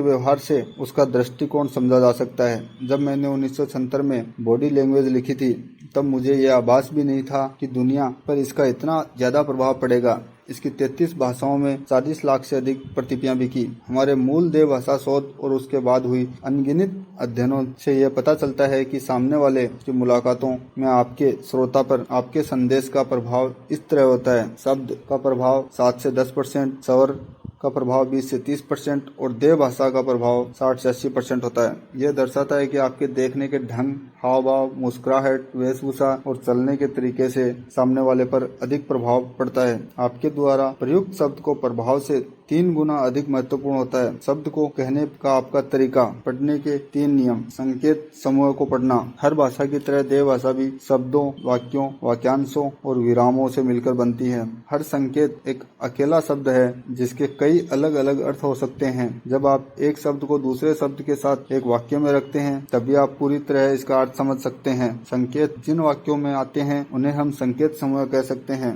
कभी भी किसी संकेत का अकेले विश्लेषण न करें। उदाहरण के तौर पर सिर झुकाने के कई मतलब हो सकते हैं। रैनड्रॉप, पिस्सू, पसीना, अनिश्चितताएं, भुलक्कड़पन या झूठ, जिसका सही अर्थ उसी समय दिखाई दे रहे अन्य संकेतों पर निर्भर करता है। सही अर्थ समझने के लिए हमेशा पूरे संकेत समूह को पढ़ें जो कम से कम 3 संकेत समूहों से मिलकर बना हो। एक सामान्य आलोचनात्मक मूल्यांकन संकेत समूह दर्शाता है शरीर के सामने एक हाथ और दूसरे हाथ चेहरे पर, अंगूठी ठुड्डी को सहारा देते हुए, पैर आर पार और भौहें चढ़ी हुई। कभी भी अकेले संकेत को पढ़ने का प्रयास न करें। ऐसा नाक में खुजली के कारण भी हो सकता है। पुस्तक के इस खंड में हम संकेतों का एक एक करके विश्लेषण तो करेंगे पर सामान्यतः संकेत इस तरह नहीं देखे जाते, वे तो समूह में दिखते हैं। नियम नंबर 2, पृष्ठभूमि का विचार करें। संकेत समूह का विश्लेषण पृष्ठभूमि में होना चाहिए जिनमें वे नजर आते हैं। उदाहरण के तौर पर अगर कोई व्यक्ति बस स्टैंड पर अपने हाथ और अपने पैर बांधकर खड़ा है और उसकी ठुड्डी नीचे हो, मौसम ठंडा हो, तब इस बात की संभावना अधिक है कि उसे ठंड लग रही है,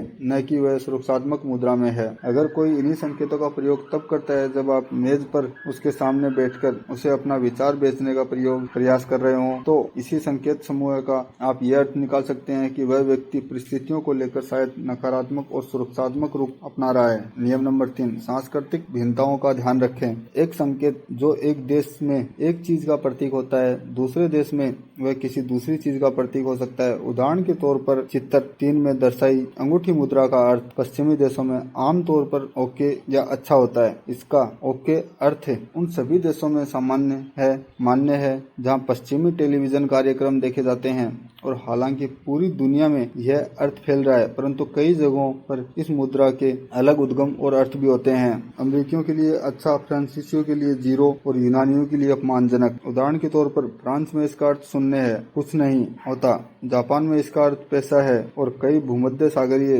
देशों में यह यौन अपमान का संकेत है। मूलभूत देह भाषा के अधिकतर संकेत हर जगह एक से होते हैं। जब लोग खुश होते हैं तो वे मुस्कुराते हैं, जब वे दुखी होते हैं या गुस्सा होते हैं तो वे भौहें चढ़ा लेते हैं या नाक फुला लेते हैं। फिर सिर हिलाने का अर्थ भी हर जगह हाँ और सकारात्मक होता है। जैसा पहले ही बताया जा चुका है, यह संकेत सिर हिलाने का एक तरीका है। मुस्कुराहट शायद जन्मजात होती है क्योंकि जिन लोगों में बचपन से ही देखने की शक्ति नहीं होती और जो इसे वास्तव में कभी नहीं देख पाते, वे भी इसका प्रयोग करते हैं। मैं इस खंड के देह भाषा संकेतों का एक आसान शब्दकोश प्रस्तुत करना चाहूंगा जो अधिकतर संस्कृतियों में समान है, और ये ऐसे संकेत हैं जो आमने सामने की परिस्थितियों में आपके सर्वाधिक काम आएंगे। महिलाएं क्यों बेहतर समझ सकती हैं? जैसे हमने अपनी पुस्तक why main don't listen and women can't read में लिखा है कि पुरुषों का दिमाग छोटे छोटे शब्दहीन और शब्द संबंधी संकेत समझने के लिए पूरी तरह अनुकूल नहीं होता। इसलिए महिलाएं कई पुरुषों को दूसरों की आवश्यकताओं या भावनाओं के प्रति लापरवाह या असंवेदनशील समझती हैं। सार्वजनिक स्थानों पर महिलाएं कई बार पुरुषों से यह कहती हैं, क्या तुमने मेरी आंख का इशारा नहीं देखा था? तुम्हें यह समझ जाना चाहिए था कि मैं पार्टी छोड़कर घर जाना चाहती थी। वह आंख का इशारा बहुत सी महिलाओं का साफ समझ में आ सकता है, पर बहुत से पुरुषों को यह बिल्कुल भी समझ में नहीं आता। पुरुष निष्ठुर नहीं होते हैं, उनका दिमाग ही इस तरह से नहीं बना होता कि वे देह भाषा के सूक्ष्म संकेतों को पढ़ सके। जब कोई महिला कहती है कि उसे कोई व्यक्ति समूह के विचार से आहत या असहमत दिख रहा है, तो वह वास्तव में चोट या असहमति देख रही है। उसे यह पता चल जाता है कि किस व्यक्ति की देह भाषा समूह से अलग जा रही है। अधिकतर पुरुषों को आश्चर्य होता है कि महिलाएं किस तरह असहमति, गुस्सा, चालाकी और चोट देख सकती हैं। ऐसा इसलिए होता है क्योंकि अधिकतर पुरुषों के मस्तिष्क देह भाषा के सूक्ष्म वर्णन पढ़ने के लिए उतने सक्षम नहीं होते जितने की महिलाओं के होते हैं। इसलिए आमने सामने की मुलाकात में किसी महिला से झूठ बोलने का प्रयास करना नासमझी होगी। फोन पर ऐसा करने से कम जोखिम है। देह भाषा पढ़ना कैसे सीखें? हर रोज 15 मिनट का समय निकालें, लोगों के संकेत को पढ़ें, स्वयं के संकेत के बारे में भी सचेतन जागरूकता विकसित करें। देह भाषा पढ़ने की सबसे अच्छी जगह वह होती है जहाँ बहुत से लोग आपस में मिलते और चर्चा करते हैं। हवाई अड्डा मानवीय संकेतों के सातों रंगों के अवलोकन के लिए बहुत अच्छी जगह है, क्योंकि यहाँ पर लोग खुलेआम उत्सुकता, गुस्सा, दुखी, खुशी, बेताबी और दूसरी भावनाओं का इजहार संकेतों के माध्यम से करते हैं। सामाजिक समारोह, व्यावसायिक बैठकें, गोष्ठियों भी अध्ययन के उपजाऊ मैदान है। टीवी देखना भी सीखने का एक बेहतरीन तरीका है। आवाज को बंद कर दें, केवल तस्वीर देखकर ही यह समझने का प्रयास करें कि क्या हो रहा है। कुछ मिनटों बाद आवाज चालू करके आप ये जांच कर सकते हैं कि आपका शब्दहीन अध्ययन कितना सही है। आपको बहुत अधिक समय नहीं लगेगा जब आप बिना आवाज के पूरा कार्यक्रम देख सकेंगे और क्या हो रहा है यह समझ सकेंगे। जिस तरह की गूंगे बहरे लोग समझ सकते हैं, एक वीडियो कैमरे का प्रयोग करके प्रस्तुति देते हुए स्वयं की फिल्म बनाएं और इसे बिना आवाज के चालू करें। अपने दोस्तों और रिश्तेदारों से अपनी प्रस्तुति का मूल्यांकन करने को कहें। देह भाषा का त्वरित मार्गदर्शिका।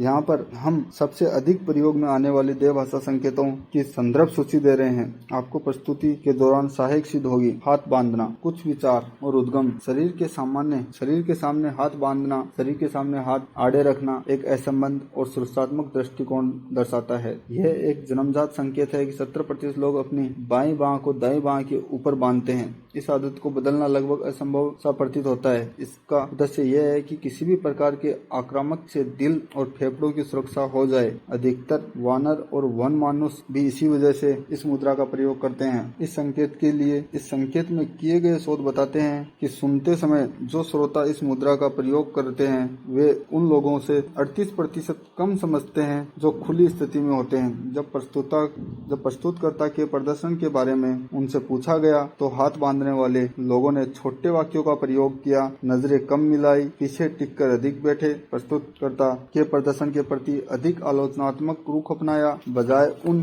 श्रोताओं के जो बिना हाथ बांधे बैठे थे। हाथ बांधने के कई सूक्ष्म तरीके होते हैं, जैसे आधे हाथ बांधना, अपने आप से हाथ मिलाना जो इस स्पर्श का अवशेष है। जब आपके घबरा जाने पर आपके माता पिता आपका हाथ पकड़ा करते थे और दोनों हाथों में कोई चीज पकड़ना, दोनों हाथों में पर्स, गिलास, फोल्डर पकड़ने का उद्देश्य सुरक्षा का एहसास प्राप्त करता है, क्योंकि उस स्थिति में आपके हाथ शरीर के सामने होते हैं। दूसरे हाथ में पहनी अंगूठी, घड़ी, शर्ट के बटन छूने से भी अधिक परिणाम मिलते हैं। दाएं हाथ पर बैठा व्यक्ति सही पृष्ठभूमि में संकेतों के समूह का प्रयोग कर रहा है। वह हाथ बांधने की मुद्रा का प्रयोग कर रहा है। उसके पैर खुले हैं, एक भौहें चढ़ी हुई हैं, बंद होठों पर मुस्कुराहट है और शरीर दूसरी ओर है। वह बाकी दोनों लोगों से खुद को उपेक्षित महसूस कर रहा है, जबकि वे दोनों लोग प्रतिबिंबन के द्वारा एक दूसरे के साथ तालमेल बना रहे हैं। कारण और परिणाम की समस्या। उदाहरण के तौर पर मान ले कि कोई व्यक्ति नकारात्मक, सुरक्षात्मक और सबसे अलग या विरोधी महसूस कर रहा है। इस बात की काफी संभावना है कि वह अपने रवैये को अपने सीने के आर पार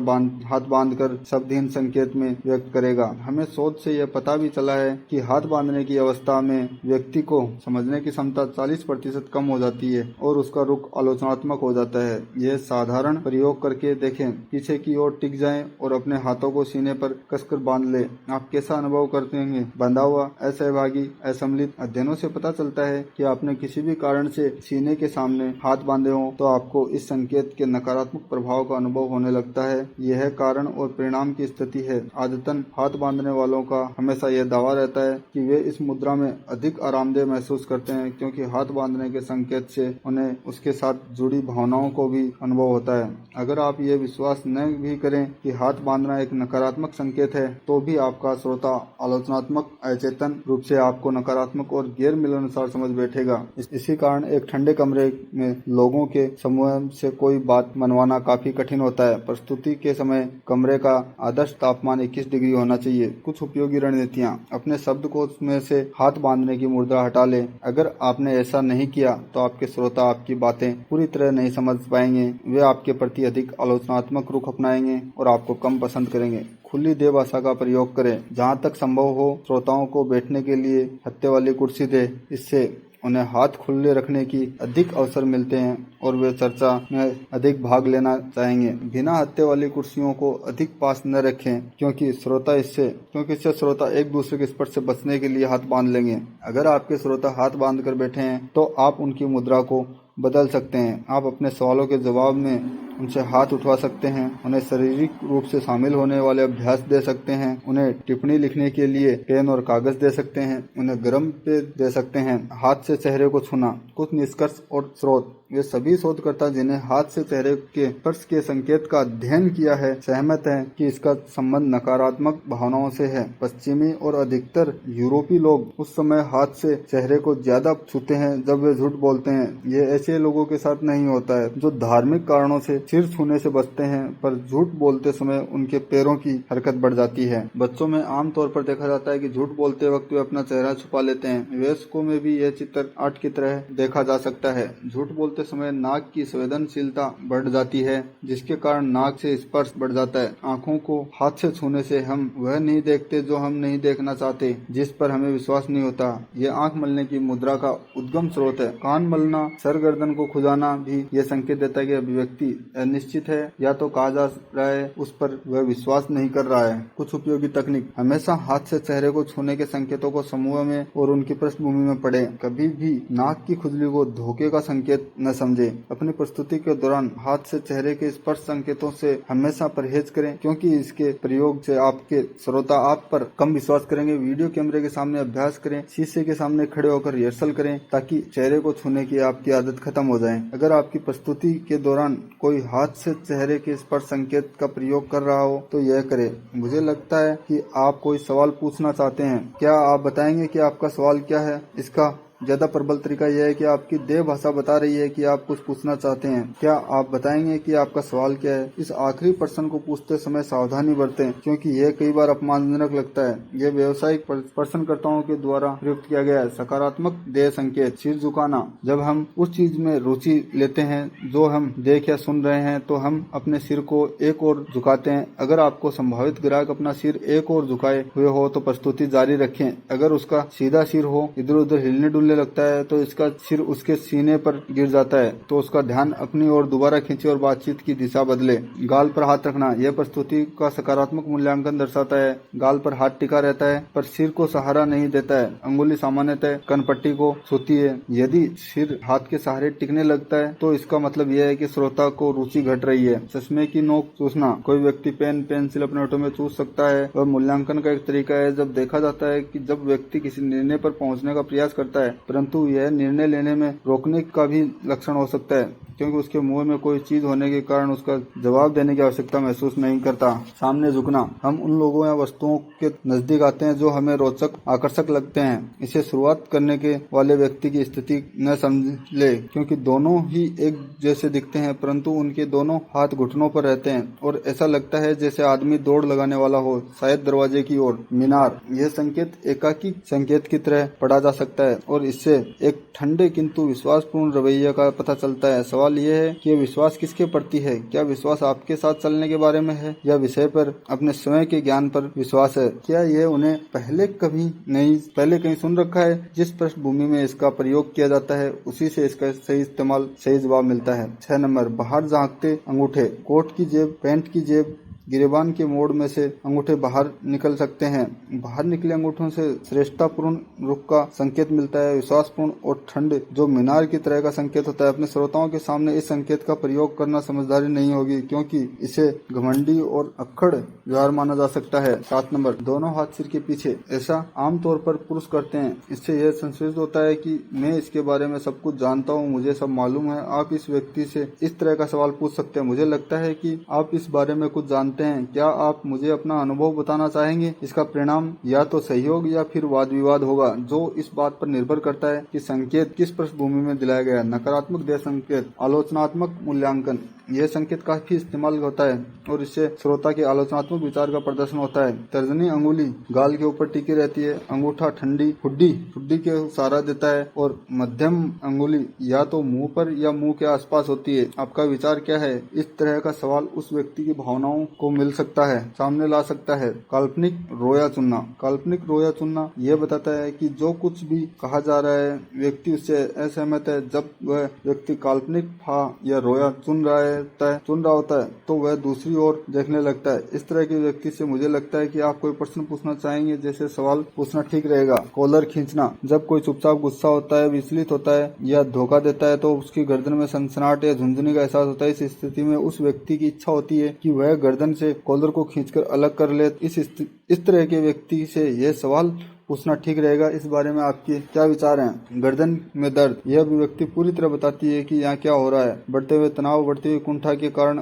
आदमी अपनी गर्दन के पिछले हिस्से को सहलाता और ठोकता है ताकि वहाँ उठ रही झुंझुनी को एहसास को शांत किया जा सके। यह एहसास तब होता है जब कोई शब्द आपकी गर्दन से दर्द पैदा करे और यह गर्दन में छोटी इरेक्टुलर मांसपेशियों की गतिविधियों के कारण पैदा होता है। नंबर 5, मंद आंखें झपकाना। यह चिढ़ाने वाले संकेत उस व्यक्ति द्वारा दिए जाता है जो खुद को आपसे बेहतर, समझदार, अमीर, स्मार्ट समझता है। इसके साथ ही ऐसा व्यक्ति अक्सर अपने पैर के तलवे को उठाकर अपना कद बढ़ाने का प्रयास भी करता है। दिमाग जब कोई चीज नहीं देखना चाहता तो वह आंखों को बंद कर लेता है। हो सकता है वह व्यक्ति आपको हिकार की नजर से देख रहा हो। कुर्सी पर पैर रखना। इससे कई अर्थ होता है। पहला यह कि व्यक्ति आरामदेह है और आत्मविश्वास से पूर्ण, विशेषकर जब वह कुर्सी आपकी न हो। दूसरी ओर यह उसकी क्षेत्रीय सीमा का संकेत भी हो सकता है क्योंकि वह कुर्सी के ऊपर पैर रखकर उस पर अपना हक जता रहा है। आरामदेह उदासीनता का संकेत होता है। कुर्सी पर पैर फैलाकर बैठना यह विशेष तौर पर एक पुरुष संकेत है क्योंकि यह अधिकार और श्रेष्ठता के संदेश प्रेषित करता है। कुर्सी की पीठ संभावित खतरे से रक्षा करती है और पैर फैलाना पुरुष का प्राचीनतम अधिकार संकेत है।